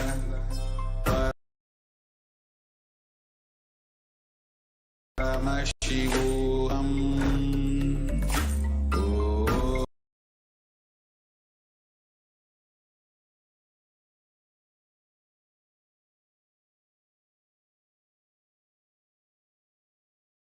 Om Nithyananda Paramashivoham. Om Sorry for the technical glitch. I hope we are visible and audible to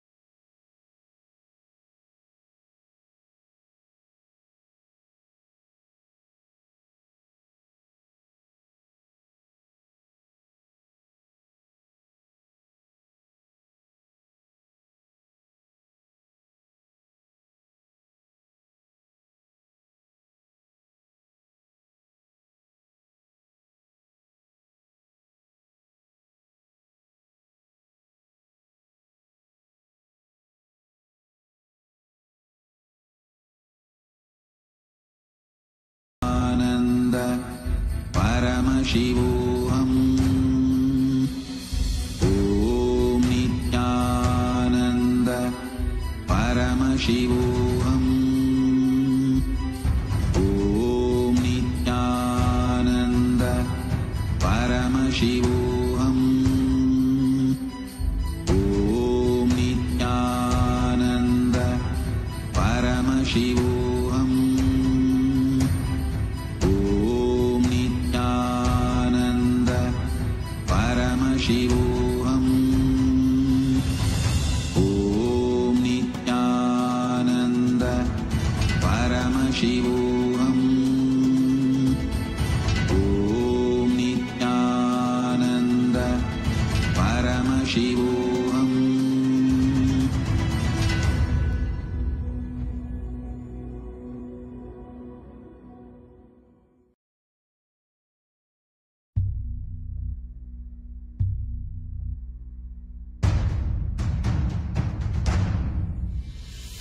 Sit as Paramashiva. Inhale and exhale deeply with 25 heads and 75 eyes and 50 hands.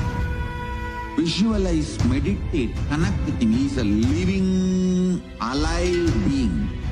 Drop your form into his form and dissolve.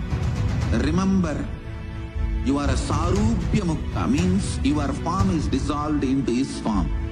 All my disciples, now I am initiating Salokya Mukti, Samipya Mukti, Sarupya Mukti, Sayujya Mukti. Om Nithyananda Paramashivoham. Om Nithyananda Paramashivoham. Om Nithyananda Paramashivoham. Om Nithyananda Paramashivoham. Om Nithyananda Paramashivoham. Om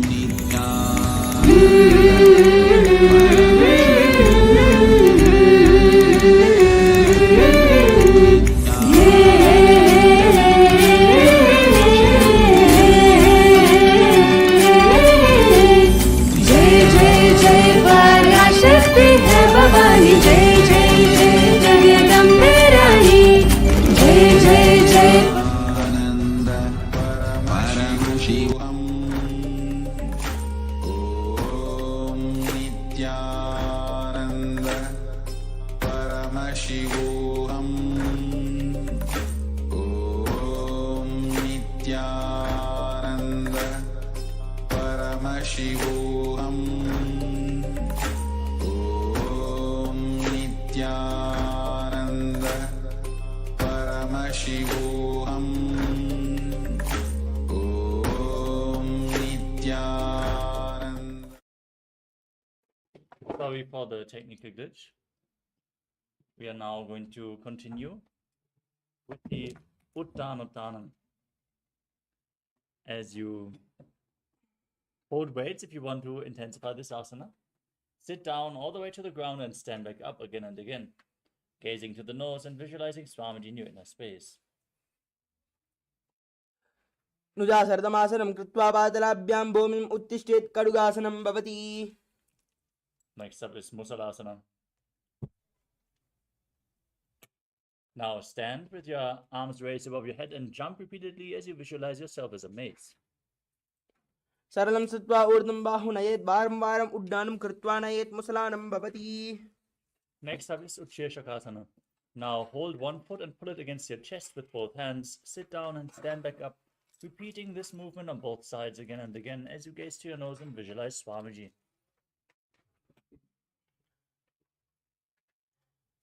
हस्तद्वयेन धृत्वा तिष्ठेत्. Next up is the Parshvajanukarana. Now stand with the toes of one foot pointing to the side and the knee slightly bent as you pull the other knee against your chest and circle the leg with your arm with a hand and a fist, placing the other hand on the respective thigh with the fingers pointing inwards.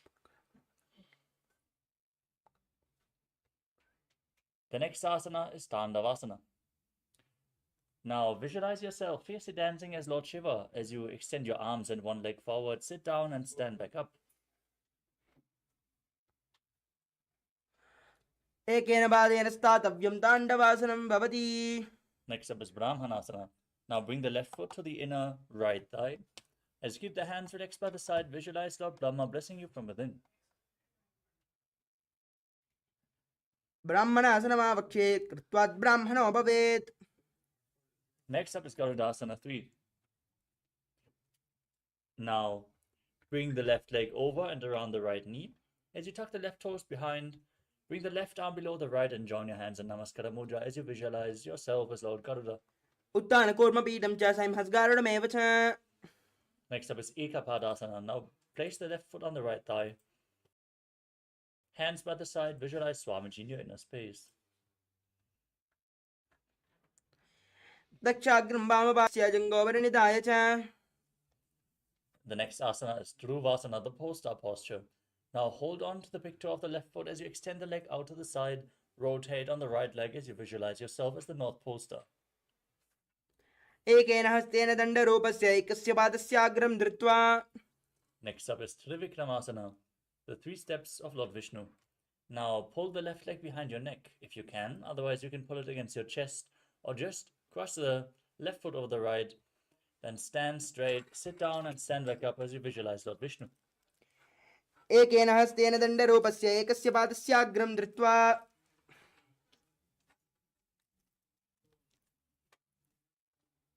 Now repeat Parashvadanu Karana on the other side. Pull the right knee towards your chest. Left hand on the left thigh.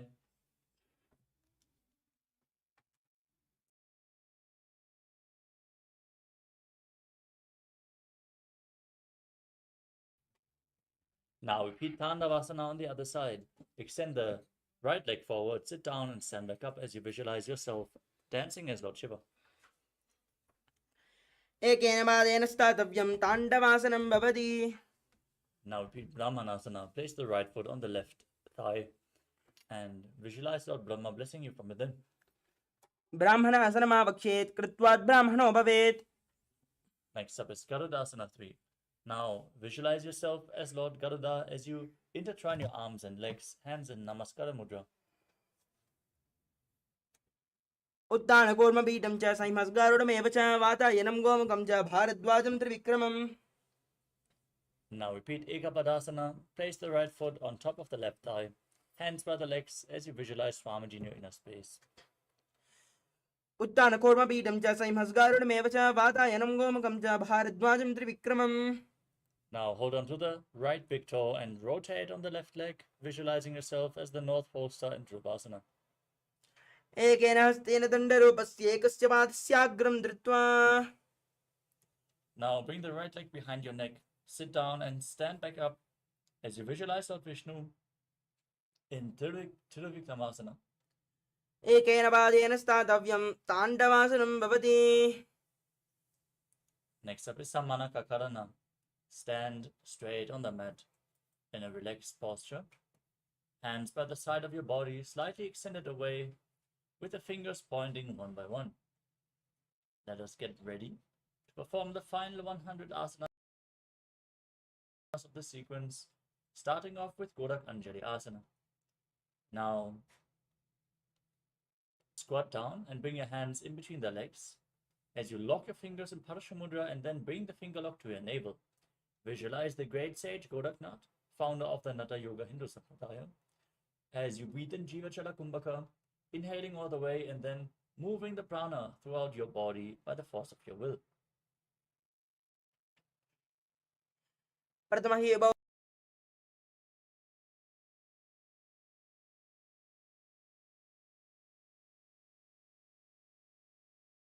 होय बाहुरीणी चोपनिहोवे. Next up is Kancha Asana.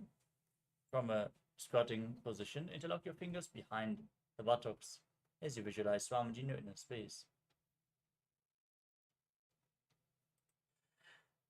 ओर्मध्यादस्थो निवेश्य नितम्बं धृत्वा पादलाभ्यां भूमिं धृत्वा उत्तिष्ठेत् कञ्चासनं भवति. Next up is Bhairo Asana. Now sit on the mat with the feet flat, heels close to the perineum. Then interlock your fingers behind in Padasha Mudra, gaze to your navel and visualize Bhagavan Kala Bhairava, the Lord of Time. दो पगा की तान लगी माहिली cover मिलावे. The next asana is Varahasana. In a squatting position, bring your hands behind your head with the fingers pointing down, joined in Anjali Mudra. As you gaze to the tip of the nose, visualize yourself as Varaha, the boar avatar of Lord Vishnu. पगदली की माहिली cover मिलावे पना बान हुकड़ बेसे. Next up is Pipitasana. Now hold onto your big toes in Prana Mudra and raise your hips at the same level as your knees as you visualize Swamiji in your inner space. अत उत्तान आसनानि वार्षित्वे सम्मील्य स्थित्वानि तम्बं जान प्रदेश आनीये तिष्ठेत् प्रयासनं भवति. Next up is Pakasana. Now place your hands flat on the mat in front of you and place your knees onto your arms as you lean forward, find balance, and lift your legs off the ground, visualizing yourself as a crow. हस्तद्वयं बद्ध्वा तन्मध्ये चरणद्वयम् उदानैव सम्मील्य जङ्घोरी संस्थाप्य तिष्ठेत् पकासनं भवति. Next up is Sushtanga Kapali Asana. With your hands on the mat, the elbows on the arms, place your head on the mat and lift your legs off the ground, crossing them into Padmasana. Gaze to your nose and visualize Swamiji in your inner space. आसन गौगण कपाल आचो होई. We move on to Guptasana. Now sit in a kneeling posture. The top of your feet flat on the mat, heels outside your hips, with the toes touching behind. Gaze to your nose and visualize you're sitting in the secret seat with Paramashiva and Guru. जानर्वोरन्तरे पादौ कृत्वा पादौ च गोपयेत् पादौ परिच संस्थाप्य घोरं गुप्तासनं विदुः. The next asana is Vrikshasana too. As you place your hands on the mat and lift your legs up into a handstand. You can lean against the wall for support if needed or ask a partner to assist you in the performance of this asana. This asana should be performed by everyone to purify the 7 chakras, as you visualize yourself as a tree with deep roots growing into the ground. सप्तचक्रक्षालनाय वृक्षासनं शेषकान्. Next up is Shiva Asana. Maintain the handstand posture. Contract the perineal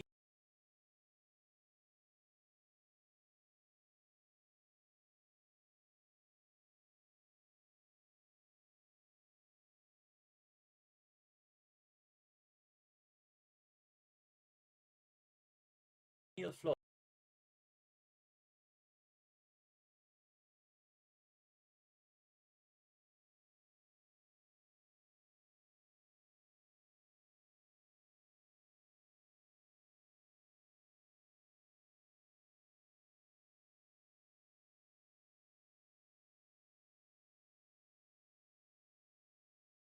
Maintain the handstand posture. Contract the perineal floor. Push the kundalini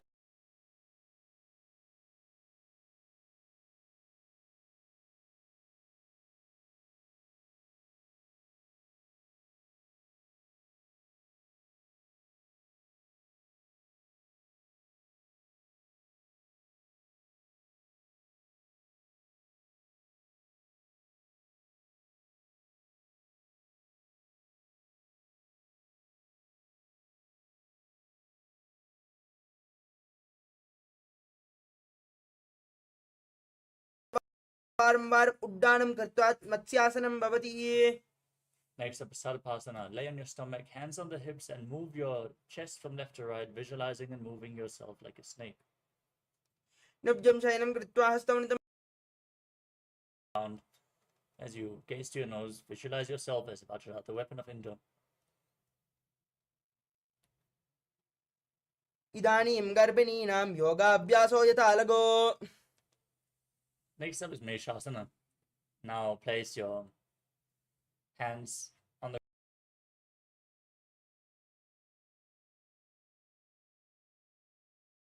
ground and raise your hips up into Gajasana.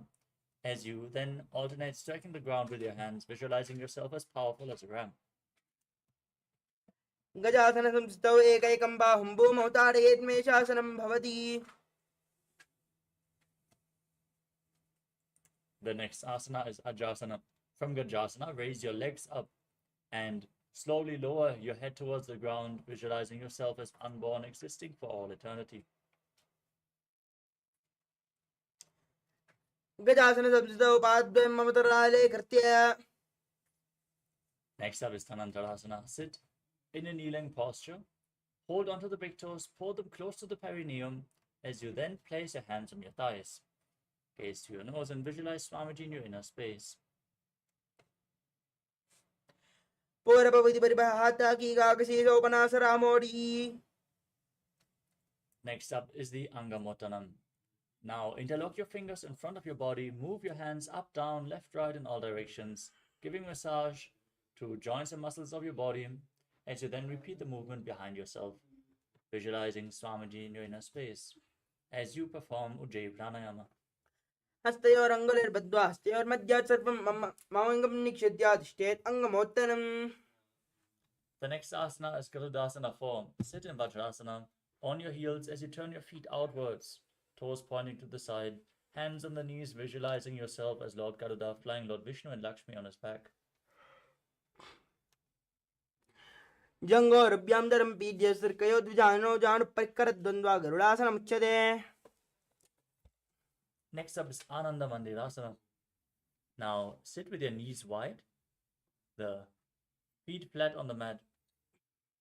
Hold onto your ankles and place the front of your buttocks on the ground as you gaze to your third eye and visualize yourself residing in the blissful space of a temple.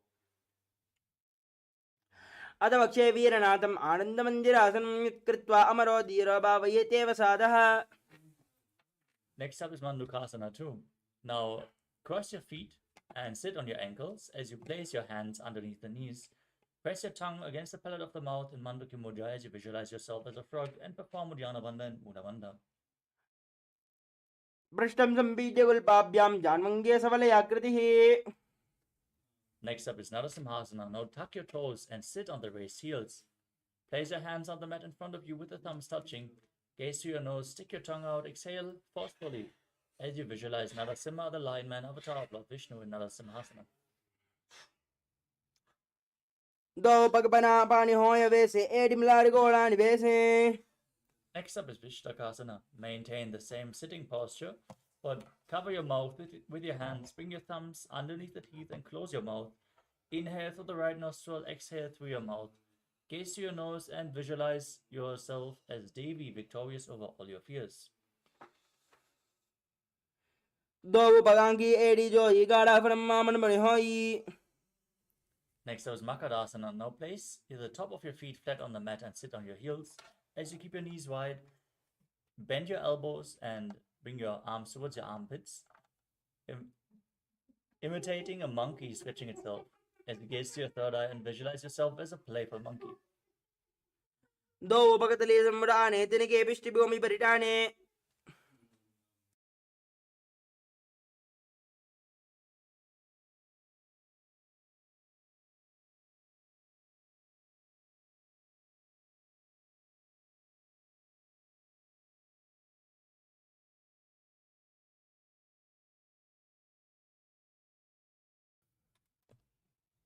Next up is Vajrasangadasana.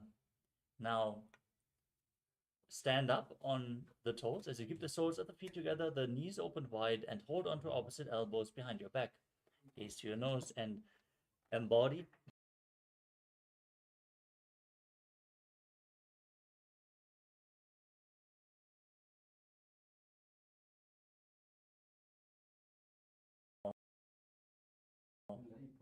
cross your feet behind your back and sit on your heels as you keep your hands flat on the mat beside you.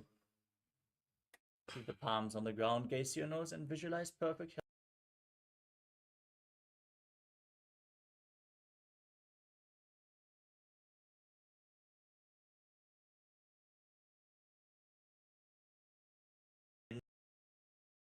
Neck stiff like the shell of a turtle as you gaze to your nose and visualize yourself as a turtle with a stable body and mind to live for centuries in Kurmasana.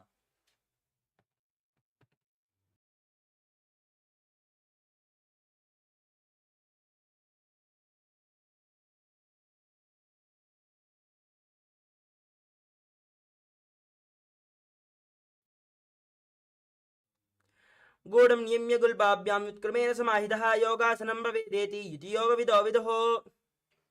Next up is Vijyogasana. Now stand on your knees with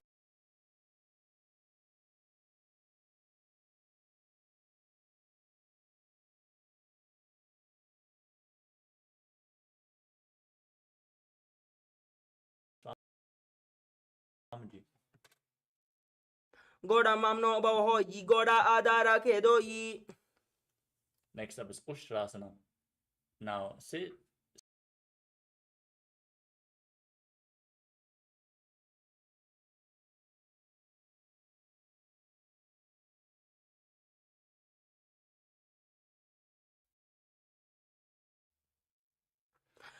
मेरुदण्डग्रन्थिदाटिः संविपाद्य इषुः पुमान् कपोतोष्ट्रासनाभ्यासं कुर्यासनमितासनम्. Next up is Jatyasana 2.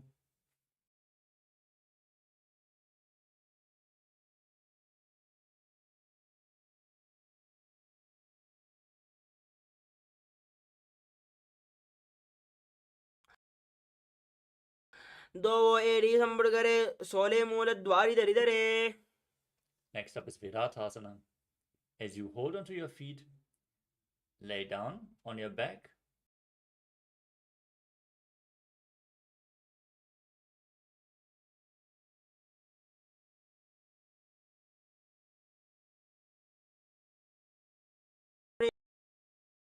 संस्थाप्य.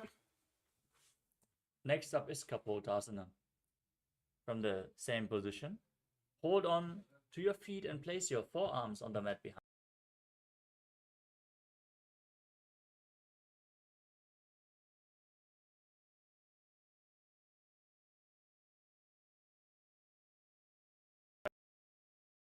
Rise back up, sit in a kneeling posture. The buttocks raised up as you hold on to opposite arms. Gaze to your nose. In the boon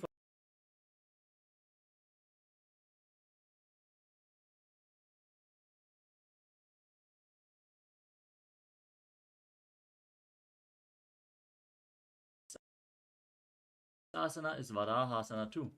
Now tuck your toes and sit on the heels as you lean forward and down, placing your forearms on the mat and your head on your hands.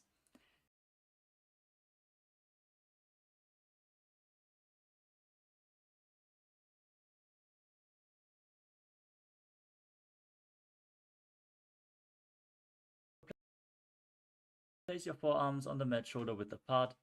Interlock your hands and then place your head on the mat, supporting it with your hands as you walk your feet forward, raise your hips and lift your legs up.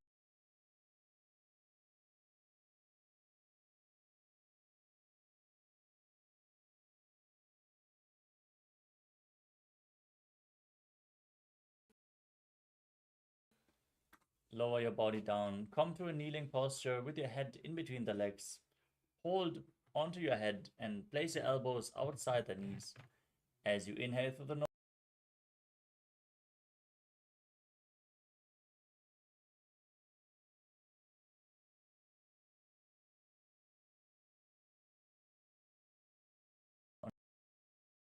on your stomach in Viparita Shalabhasana.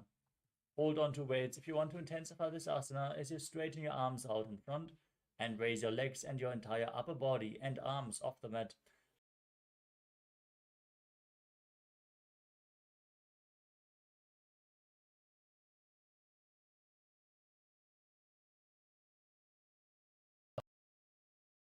Head on the mat and your hands next to the hips. As you raise your legs up, visualizing a skull in your inner space, representing the mind with purified thoughts and the strong will to attain enlightenment.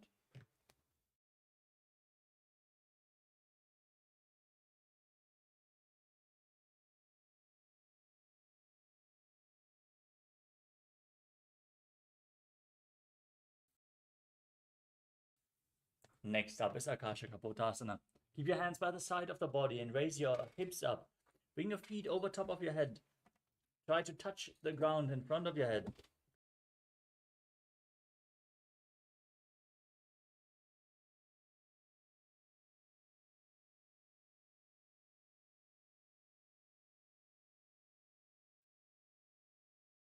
Now sit in a kneeling posture and place your forearms on the ground with your navel touching your knees. Visualize yourself as a sparrow. Kurparaparinda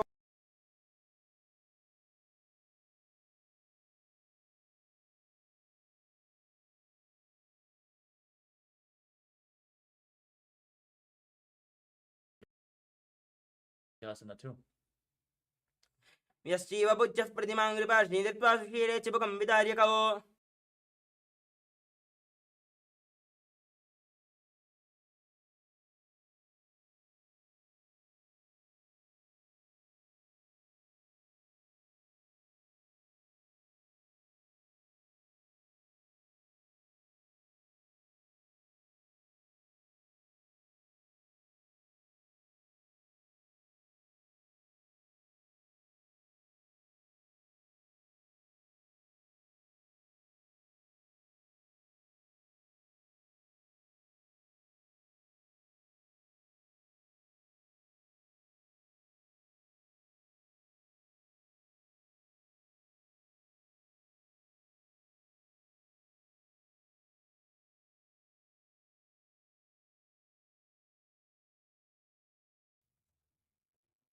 The next asana is Vrishasana. Now sit in a knee.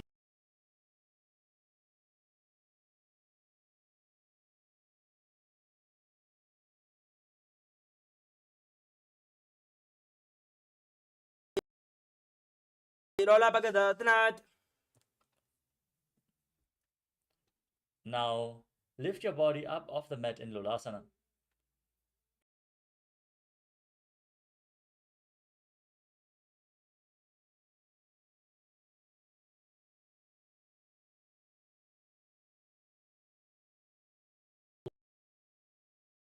याम्यकुल्पे पादमूले वामभागे पदेतरं विपरीतं स्पृशेत् भूमिं वृषासनमिदं भवेत्.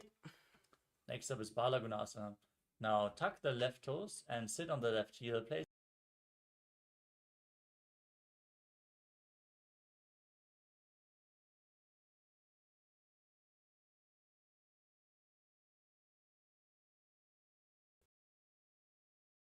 as you visualize yourself as the entire planet in Grahasana. पादतले भूमौ संस्थाप्य जानुमध्ये कोर्परौ संस्थाप्य. Now repeat Balagunasana.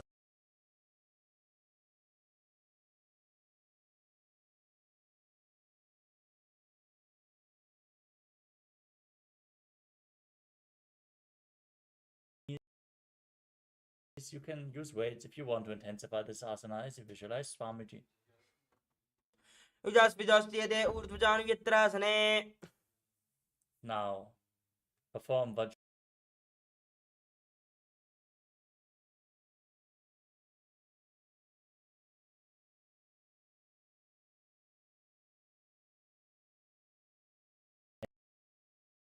Next up is Anilasana.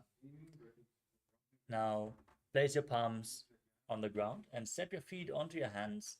As you keep your arms straight, squat down and gaze to your nose. Visualize Swamiji and visualize you're able to live off of air alone. दो हाथ भूमि ब्रिडाने कहोनी जाड़ी ना बिलग आने. Next up is Padukasana. Now place the back side of your hands on the mat in front of your feet and step your feet on your hands, wrapping your hands around the feet like shoes. Now visualize yourself wearing padukas walking across India in Padukasana. हस्ततले पादतले कृत्वा तिष्ठेत् गच्छेत् पादुकासनं भवति. Next up is Kukutodanasana.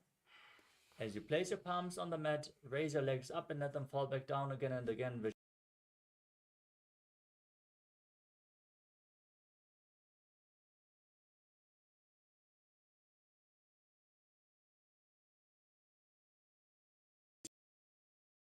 Your legs up, dancing on two hands in an inverted posture as you feel yourself become free of all inhibitions.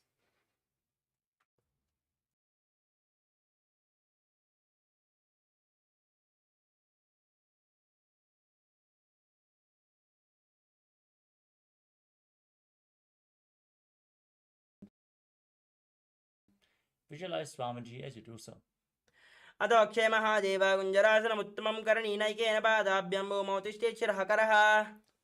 Now exchange the position of your hands.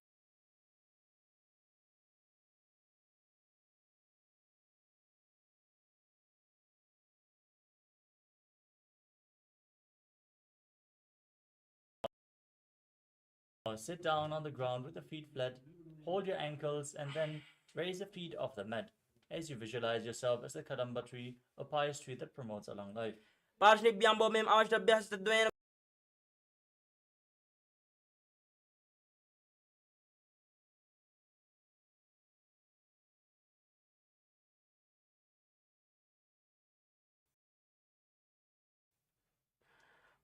वयोस्तपादयोः पाणं लात्वा स्वस्थनितम्बिकये जानुनि वक्षसि साधुर्बभ्रतीकरबन्धनैः.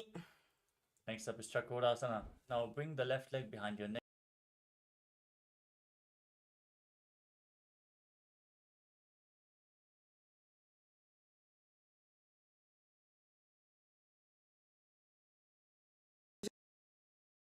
चलभुजङ्गमविवृश्चिकम्. Next up is Dhanurasana too. Now keep one leg extended, hold the big toes in Prana Mudra, and pull the left leg against your ear as you visualize.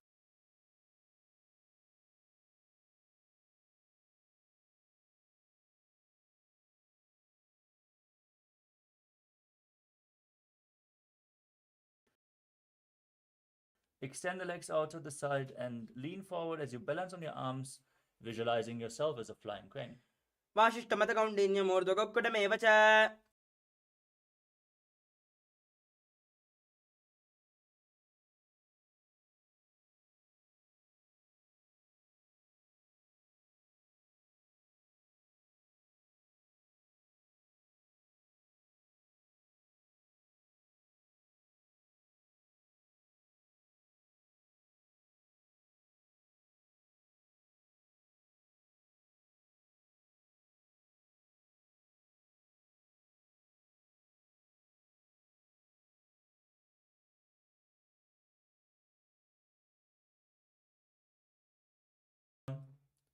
The next asana is Pranasana. Now place the right foot on the left thigh, the left foot flat, the left foot shoulder beneath the left knee as you gaze to your third eye and visualize you're immortal and able to exist solely from prana. एतत् प्रभेदं वक्ष्यामि करोति यस्य चामरः.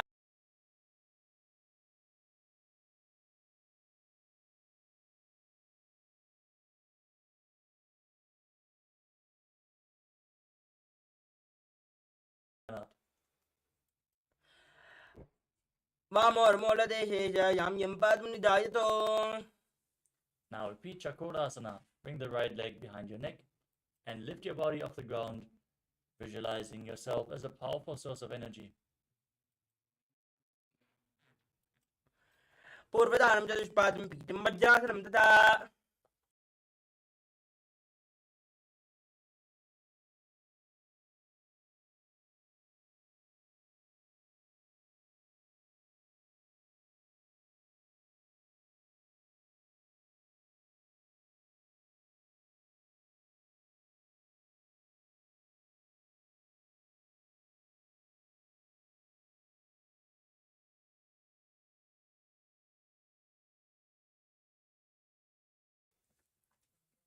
Now repeat Pranasana on the other side. Place the left foot on the right thigh, the right shoulder beneath the right knee as you gaze to your third eye and visualize you can eternally exist on prana.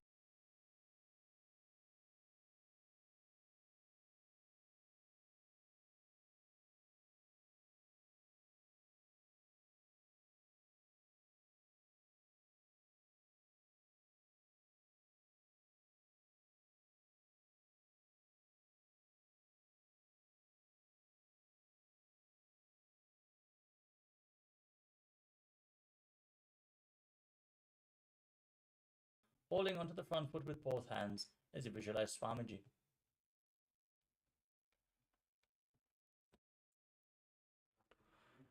एकं पादं प्रसारे एकं पादस्य पार्श्वे Ashwini. Inside the hip, hold the left foot and pull it in front of your face as you visualize yourself as a crane. वासिष्ठमतकौण्डिन्यं मूर्ध्वगुक्कुटमेव च. The next asana is Svastikasana. Now sit with your feet in between the calves and thighs as you gaze to your nose. Keep your hands on the knees and embody peace, well-being, and good fortune as you visualize a swastika. जानुर्वोरन्तरे सम्यक् कृत्वा पातले उभे. Next up is Godakshasana.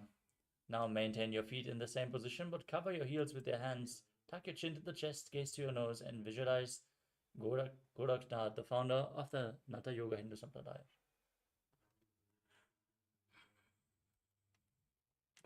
Janurvarantare Bada Uttano Victor Samstao. Next up is Bhagasana 2. Now press the perineum with the left heel as you place the right heel on the left thigh. Gaze to your third eye, visualize Swamiji, meditate on the enlightened one. As you enter Shanmukhi Mudra, close your mouth with ring and little fingers, the nostrils with the middle fingers, the eyes with the index fingers, and the ears with the thumbs. Mama Parshakuram Samstapya. Next up is Yogasana 2. Now place your feet onto opposite knees. Keep your hands on the side of your body with the palms facing up. Gaze to your nose and visualize Swamiji in your inner space as you breathe in Kakachandra Kumbhaka with a rolled up tongue, inhaling through the rolled up tongue. Uddano Charano Kritva Samstapya Parijano. Next up is Urdhva Kukkutasana.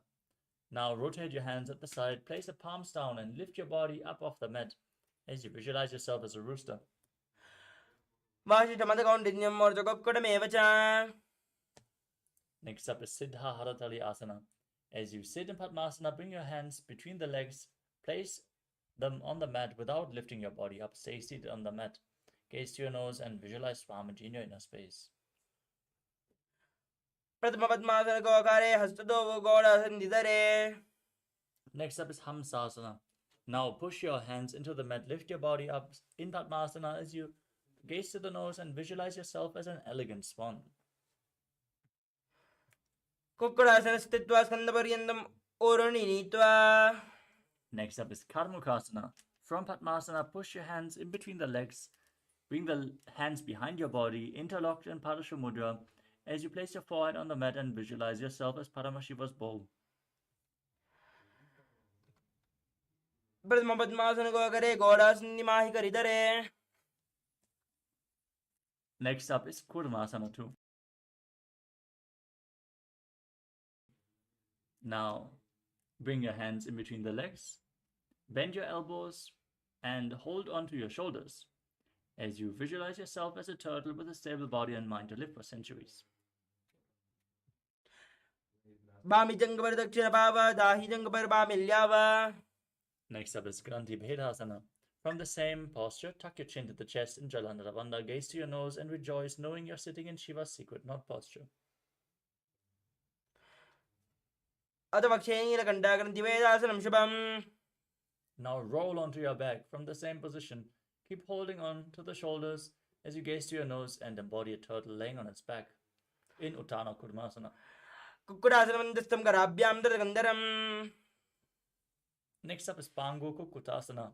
Sit in Padmasana, place both hands in between the legs, one palm down on the mat, holding its wrist with the other hand as you lift your body up.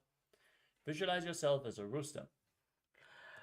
Kukkurasana Stitva Ekena Hastena Anyasya. Now place the other hand on the mat. Repeat Pangu Kukkutasana on the other side. Kukkurasana Stitvam Ekena Hastena Anyasya. Next up is Gridrasana. In Padmasana, place your elbows on the toes, interlock the fingers, and place your chin on the hands as you press your thumbs against the throat. Visualize you have gone beyond all greed and covetous. Kukkurasana Stitva Skandaparyandam Oruninitva. Next up is Padmasana 3. Now, sit in Padmasana. Keep one hand over the other with the palms facing up in your lap. As you gaze to your nose, engage all three bandhas and visualize Swamiji. Uttana Ucharano Vidaya Vidivat Shaktirastau Yogirat.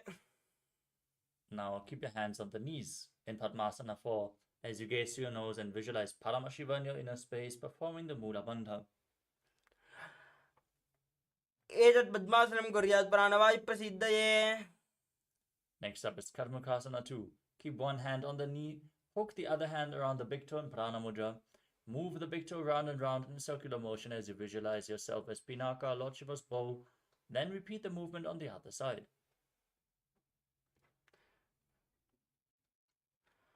Adanya Saramavakshe Yogapuraka Rakshanat. Next up is Karmakasana 3. Sit in Padmasana and cross your arms behind your body, holding on to the big toes in Prana Mudra. Now gaze to your nose, visualize yourself as Pinaka, and engage all the wonders.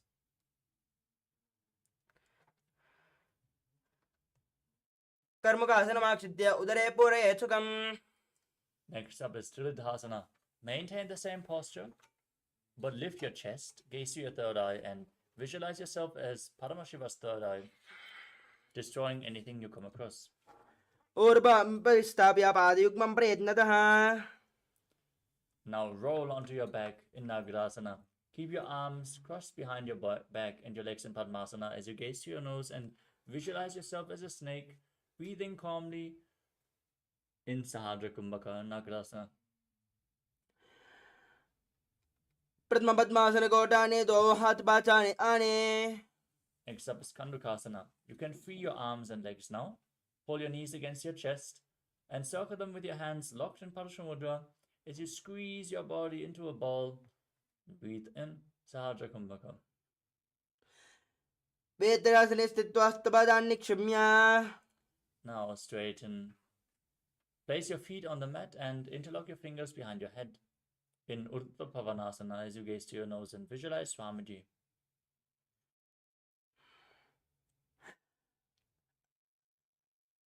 प्रथम सूदोसैन करावे घोड़ा उबाराशे मिलावे गुल्पमा हिला अंगष्टतो ई करे एक समय रसोई.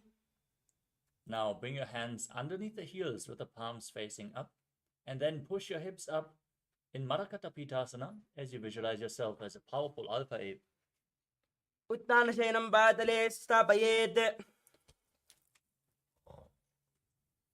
Next up is Uttana Shikipitakasana. As you straighten your legs, raise your hips and bring your hands to the lower back for support. Your body weight should rest on your elbows. As you gaze to your nose, visualize Swamiji in your inner space. Breathe in Murcha Kumbhaka with the Jalandharabandha engaged. जंगोर बलहीनश्चेत् उत्तानशिखिपीठकम् अप्रमक्तप्रकुर्वीत भुक्तेः प्राग्विजितेन्द्रियः. Now raise your legs up off the mat. Keep your arms on the mat for support. As you visualize yourself blissfully traversing Naraka Loka unscathed in Narakasana. ग्रीवाकण्डेन भूमिं विस्तम्भा पादाग्रद्वयं मूर्धमुन्नयेत् नरकासनं भवति. Next up is Tiranaukasana. Now bring your hands to the lower back. Straighten your legs up and lower them and angle your body with your core engaged as you visualize yourself as a boat crossing the ocean of samsara in Tiranaukasana. नौकावत्स्त्वा ऊर्ध्वं पादाग्रद्वयम् आम्नयेत् तिर्यन्नौकासनं भवति. Next up is Jajasana. Now bring your hands back to the mat. Straighten your legs like a flagpole as you visualize yourself as the Kailasa flag respected across all nations. तिर्यन्नौकावद्ग्रीवापश्चकूर्परैः भूमिम् अवष्टभ्यमस्तकलाक्षे केशेन पादाग्रद्वयम् ऊर्ध्वं नयेद्वजासनं भवति. Now lay down on your back. The legs straight, hands next to your hips. Form Shakti Chalan Mudra. Pull the Kundalini Shakti up along your spine from Muladhara to Sahasrara Chakra. As you visualize your body is dead and Swamiji, the Supreme Pontiff of Hinduism, is liberating you in Mritasana. Internally chant Om Nithyananda Paramashivoham. उत्तानं शववद्भूमौ शयनं दोषवासनं शवासनं श्रमहरं चित्तविश्रान्तिकारणम्.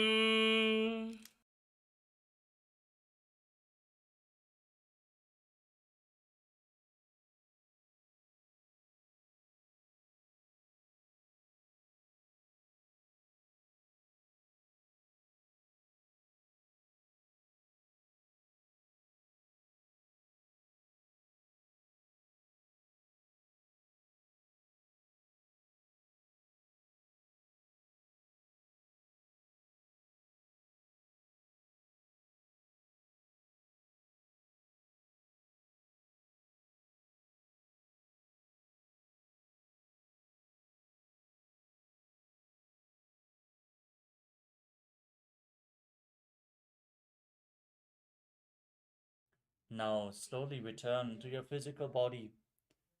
Start to wiggle your fingers and toes, your wrists and your ankles, your elbows and your knees as you pull your knees up against your chest. Encircle your legs with your hands, rock your body from side to side, and slowly return to a seated position. Congratulations for completing the Dvitiya Vinyasa Krama, or 308 asanas of this sequence. We want to complete with all of you for the rapid speed towards the end and the technical glitches in between. Let us now move on to the power manifestation session. Manifest the Shaktis of Paramashiva, and let us conclude today's Nithyananda Yoga session as we all sit straight with the head, neck, and spine in a straight line, hands in Namaskara Mudra in front of the heart center. Close your eyes, take a deep breath, visualize Swamiji as we chant the Purna Mantra. Om Purnamadav Purnamidam Purnat Purnamudachyate Purnasya Purnamadaya Purnamevavashishyate. Om Shanti Shanti Shanti Hari Om Tatsat. Sarvam Bhagavat Shri Nithyananda Paramashiva Padukar Panamastu. Om Nithyanandam. Thank you all, Nithyanandam.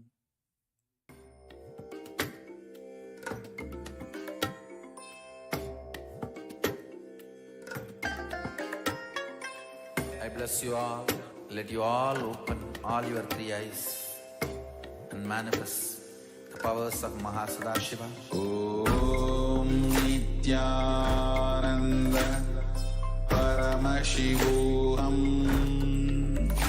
Om Nithyananda Paramashivoham.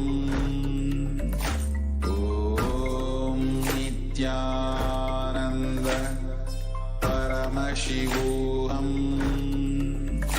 Om Nithyananda Paramashivoham. Paramashivoham.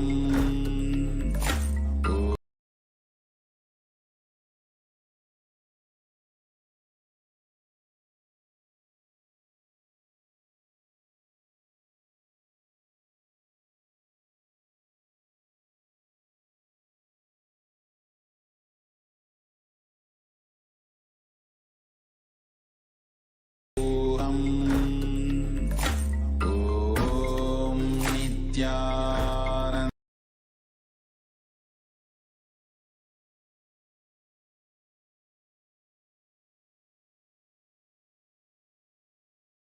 Om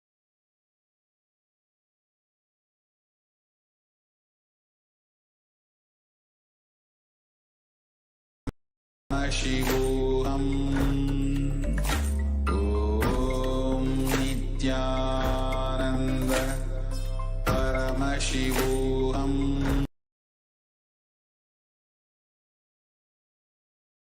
Om Nithyananda Paramashivoham. Om Nithyananda Paramashivoham.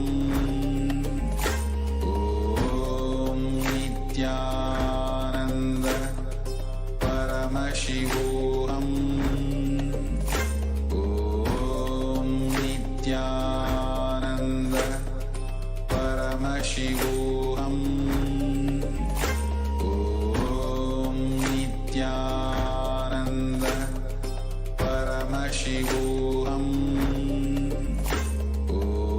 Om Nithyananda Paramashivoham.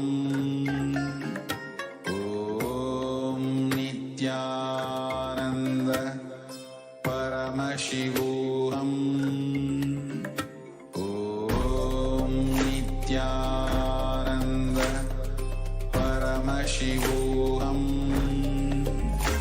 Om Nithyananda Paramashivoham. Om Nithyananda Paramashivoham. Om Paramashivoham. Om Nithyananda Paramashivoham. Om Nithyananda Paramashivoham. Om Nithyananda Paramashivoham. Om Nithyananda Paramashivoham. Om Nithyananda Paramashivoham. Om Nithyananda Paramashivoham. Om Nithyananda Paramashivoham. Om Nithyananda Paramashivoham. Om Nithyananda Paramashivoham. Om Nithyananda Paramashivoham. Om Nithyananda Paramashivoham. Om Nithyananda Paramashivoham. Om Nithyananda Paramashivoham. Om Nithyananda Paramashivoham. Om Nithyananda Paramashivoham. Om Nithyananda Paramashivoham. Om Nithyananda Paramashivoham. Om Nithyananda Paramashivoham. Om Nithyananda Paramashivoham. Nithyanandam, welcoming all the Paramashivam participants after this wonderful session of the Dvitiya Vinyasa Krama, the Nithyananda Yoga. Let's now get ready to manifest the powers of Paramashiva with that same beautiful space that we experienced in the Nithyananda Yoga. Let's get ready. Please settle down. Make sure that you have your eye bands with you and any of the alchemy products, whether it is Atmalinga or Jnananjana, or even if you have the Krishna Shila, you can keep it with you. We'll now be beginning the power of third eye reading, and today we'll be seeing the pictures. So let's get ready. Settle down.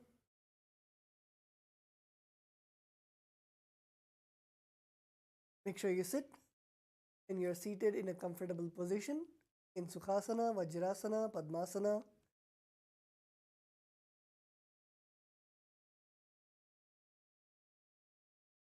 And once you are seated, you can now tie your eyes. Make sure that there is no light which enters your eyes. Sit with your head, neck and spine in a straight line.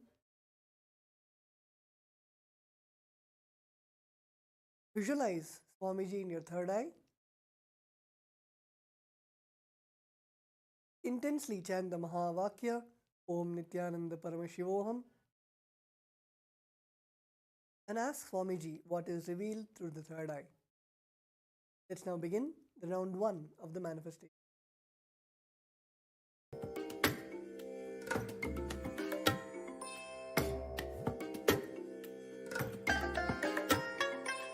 I bless you all. Let you all open all your 3 eyes and manifest the powers of Mahasadashiva. Om Nithyananda Paramashivoham.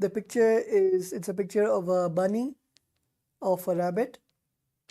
You can see the brown bunny, you can see the grass, and it has shades of white also, and of course the background. So if you're able to see any of the colors or shapes or even letters, if you saw the letter RABBIT or any other letters, it is wonderful. You're manifesting the powers of third eye. So with that also, let's take a few moments to share our experience on social media. Make sure that you celebrate whatever manifestation happens through you by Paramashiva, by our beloved Swamiji. So let's take a few moments to go on social media. You can tag Swamiji's official accounts also, and make sure that you are posting your experience of today's power manifestation session, and we'll be right back with you after a few moments for the next session.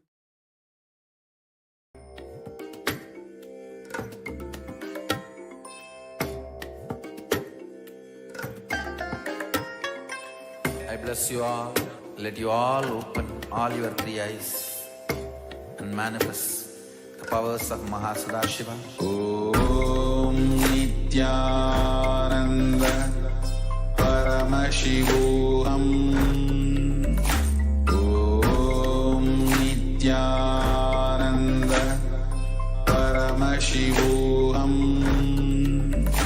Om Nithyananda Paramashivoham. Om Nithyananda Paramashivoham. Om Nithyananda Paramashivoham. Om Nithyananda.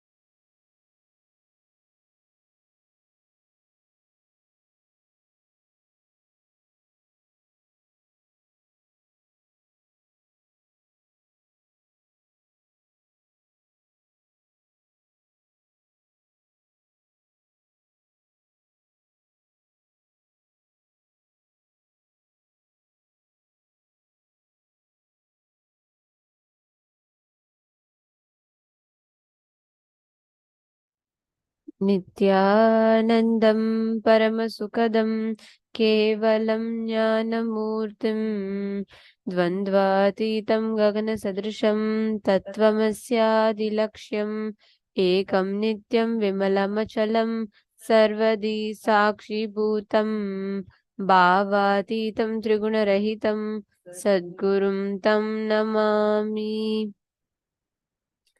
Nityanandam, everyone.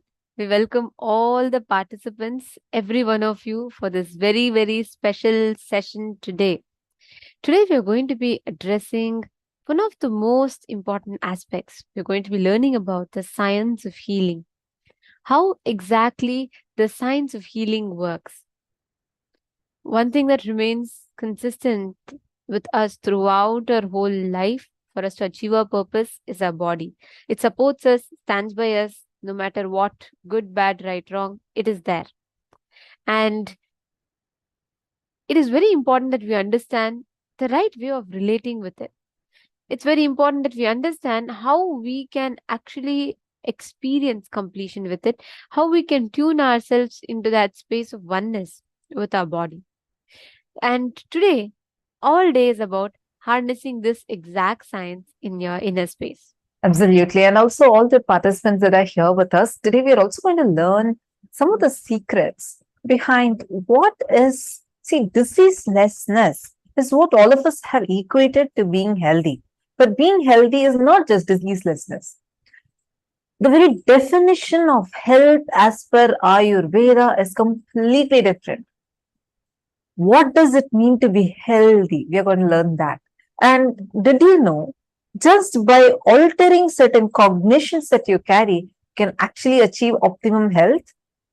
These secrets are what Swamiji is going to be revealing today. So if you have anyone who is having issues, like recently they have been through a health crisis, probably even fatal issues they have been through, whether it was some physical accident or some other disorder, disease, whether it is diabetes, cancer, blood pressure, or any cardiovascular diseases, or anyone is struggling with COVID, dengue, any such diseases or disorders, like they have some chronic disorders that they're going through, you can invite them just to come and sit here in today's session. This program is free and it'll really help them to understand the root cause of their diseases. And on top of that, Swamiji himself is going to be giving healing, and we all are going to be receiving the healer's initiation too. So any one of you who want to have, anyone who wants to receive this healer's initiation, you can invite them for today's program. Let's now start with the first session. This session is going to be on Swarupa Samadhi. Every day we start our first session with learning about a loka or Samadhi. And today's Samadhi that we are going to be learning about is Swarupa Samadhi.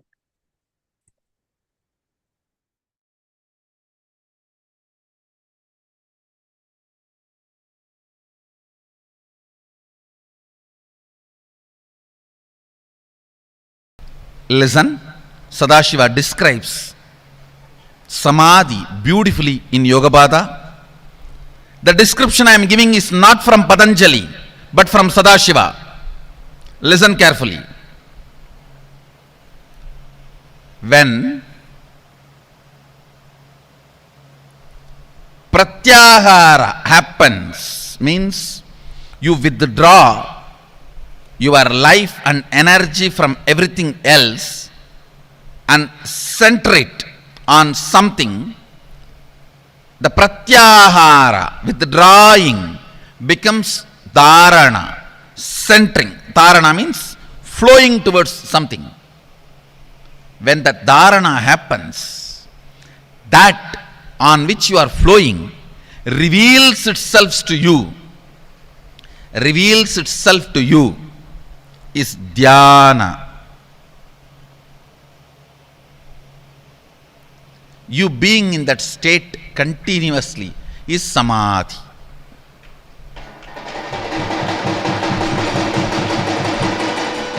Pratyagara means withdrawing from everything else. Dharana means flowing on one thing. Dhyana means that truth towards which you are flowing, revealing itself to you. Being in that state continuously is samadhi.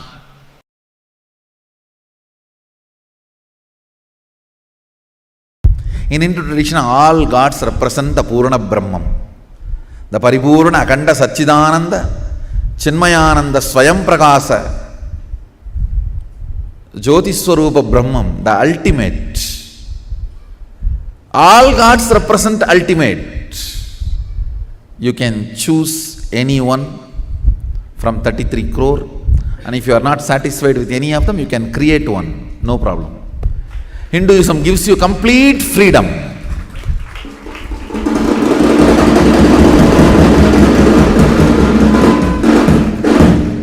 Samadhi means being one with the source. Adi means source. Sama Adi means one with the source.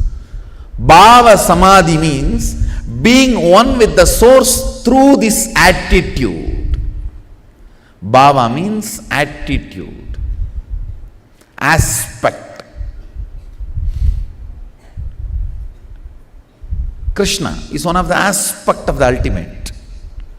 Rama is one of the aspect of the ultimate. Devi is one of the aspect of the ultimate. Ganesha is one of the aspect of the ultimate. Subramanya is one of the aspect of the ultimate. So whatever aspect you choose as your Ishta Devata, it can be any god.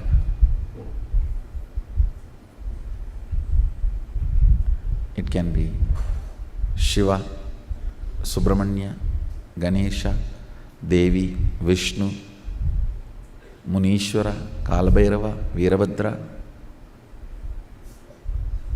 We have so much. And if you don't like anyone, you want to create something new, free, go ahead. The aspect, bhava, you choose, through that bhava, being one with the source, samadhi is bhava samadhi. Knowing this bhava is adi and being in sama with that is bhava samadhi.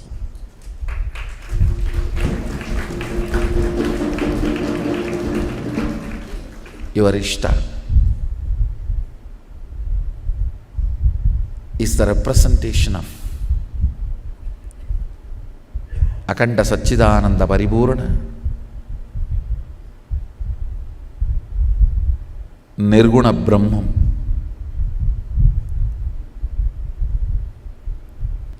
A person who has a pet and lived with that pet for years only will understand his love and sentiment with the pet.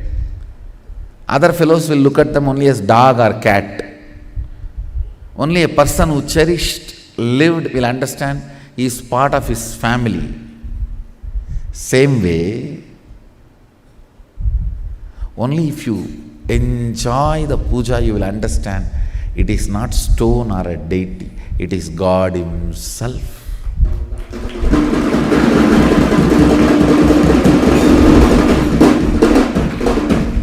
People who never had pets can never understand the pet lover's sentiment.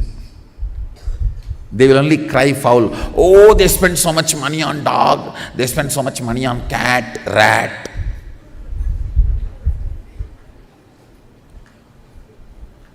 Why you spend so much money on all your stupidity? Who asks? You need to understand the truth. Only if you taste it, live it, enjoy it, you will get it. Only then you will get it.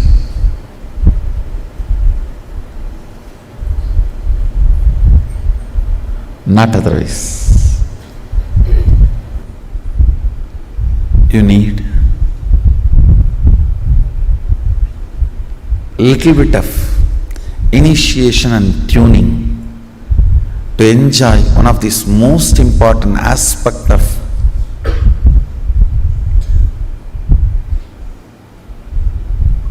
cosmos.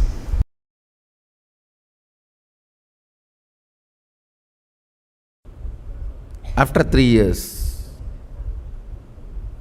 wherever you are in Shaktipada. Understand? With a clear integrity and completion,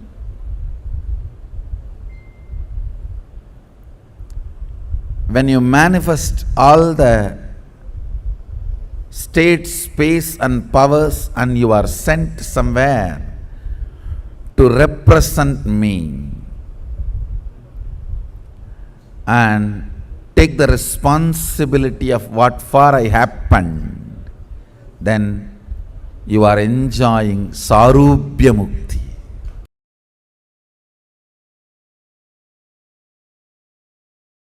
I am a love statement from Paramashiva. I'm a proposal of love to humanity from Paramashiva. Will you get enlightened? Will you become me? Understand? I am just a loud, clear statement from Paramashiva to the whole humanity. Will you become me?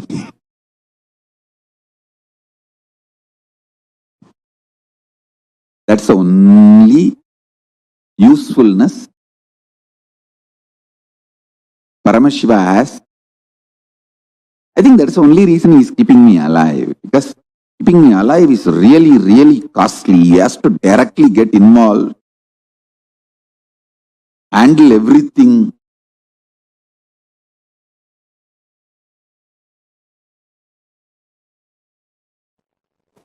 Paramashiva moves this whole universe without thoughts, being in the state of Paramashanta Swarupa. That shows thoughts are not needed to run your existence as Paramashiva manifested it.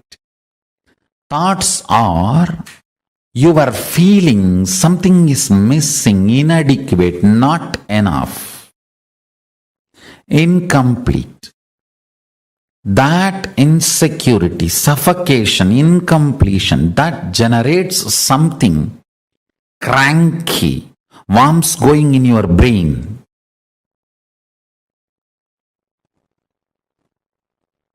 Parasites running in your intestine.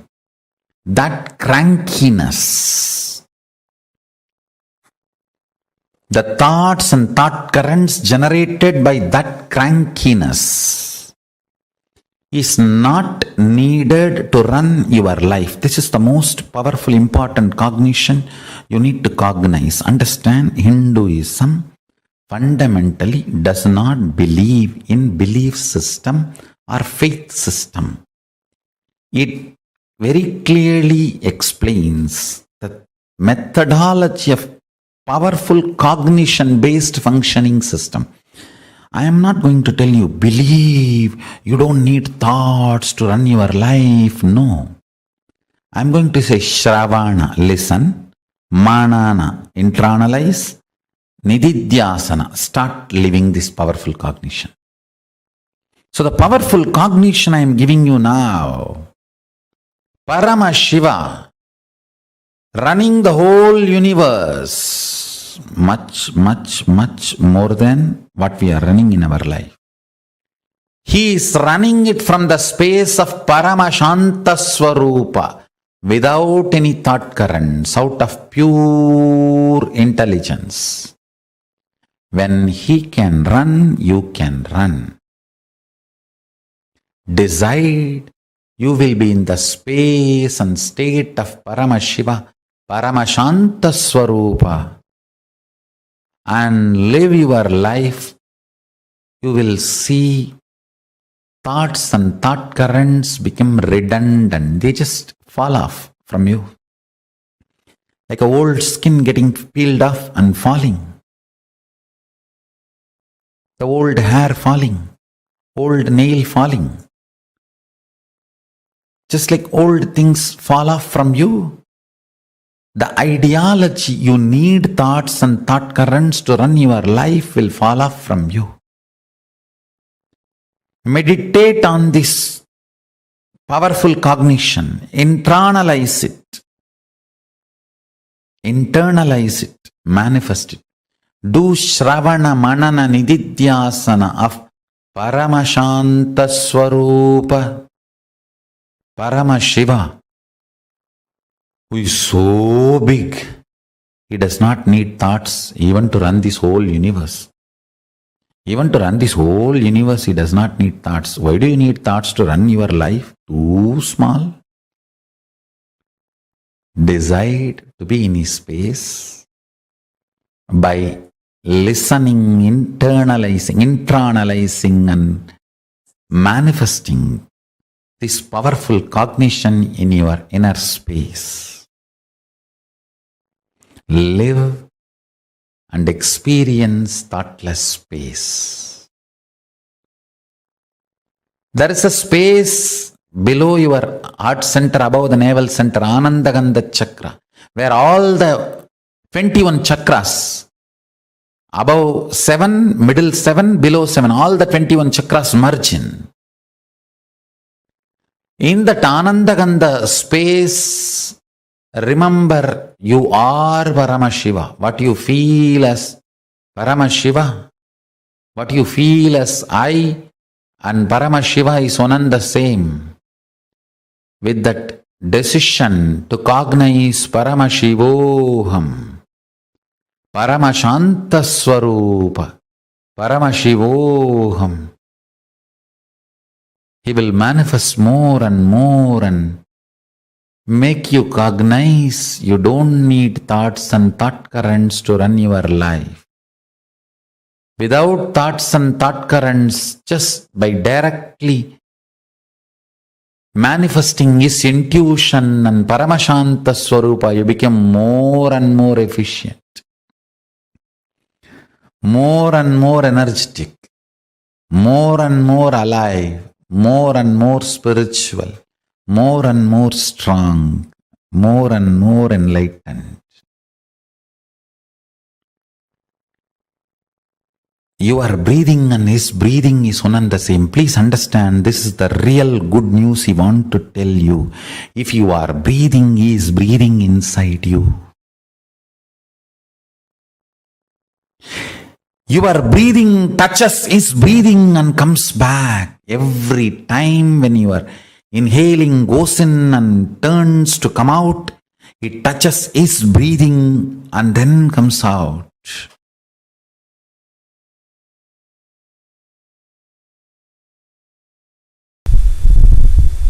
I am the vision for the humanity.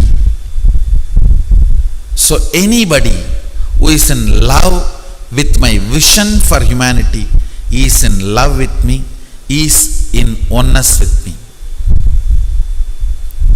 When my hope becomes your hope, my desires becomes your desires, my vision becomes your vision, my mission becomes your mission, my activities become your activities, you become me.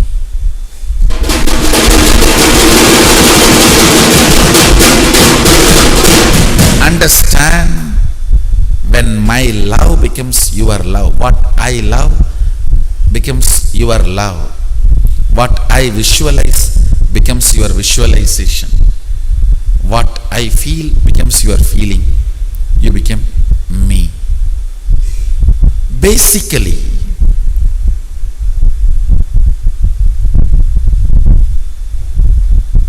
realizing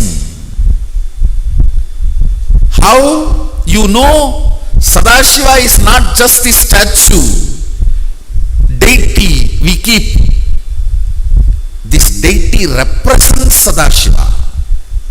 Same way, this body represents me. I am not just this body.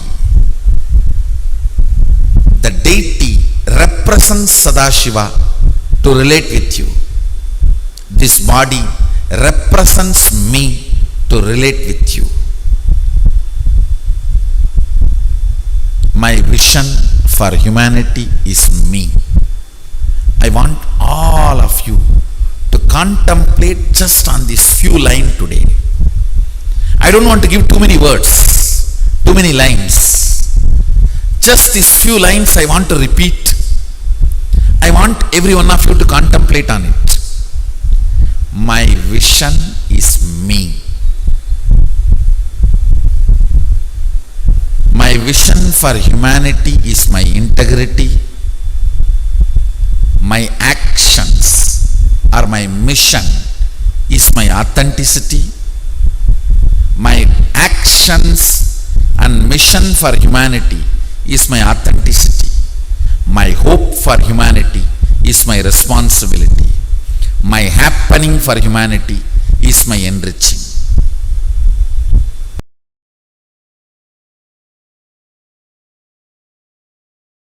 I'll give you understanding, deeper insight. The first avarana is Mantreshwaras. I can roughly equate the word Mantreshwaras into modern day mantris, ministers. Ministers who counsel or personally present informations to Paramashiva. They exist as part of Shiva as well as the first avarana of Shiva. They are literally like in Sarupya Mukti. They literally like Paramashiva.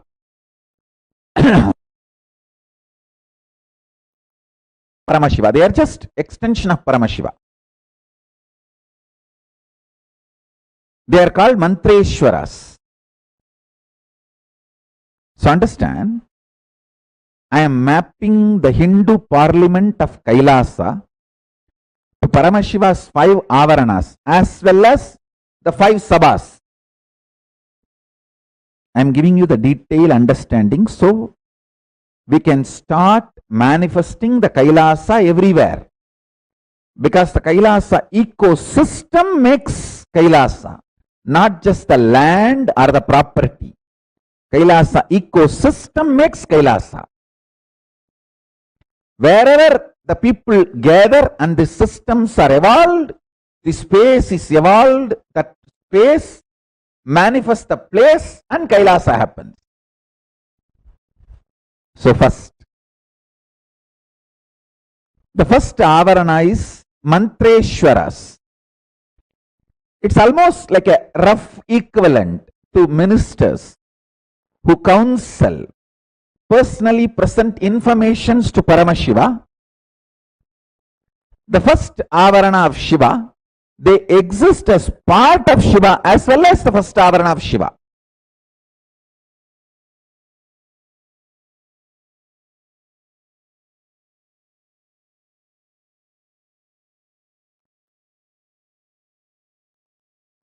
Come on. Essence of today's satsang.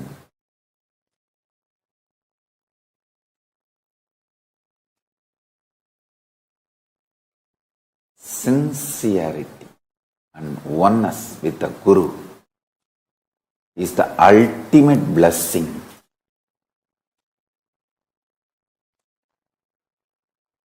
From the universe for our life.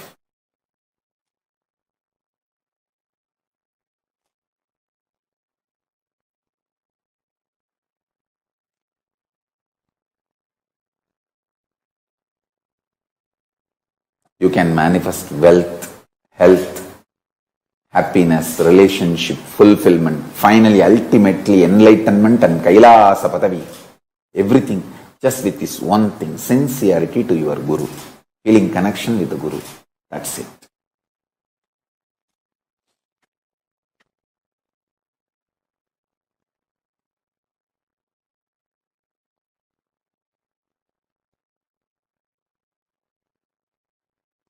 I'll continue to expand how the non-violence can be applied in every level.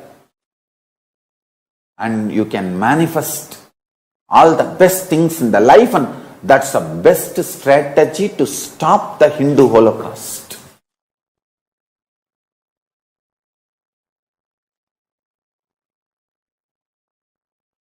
Now, all of you sit as I am Nithyananda Paramashiva. Om Nithyananda Paramashivoham.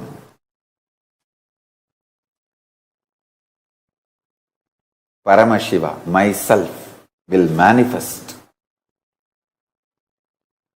the intense oneness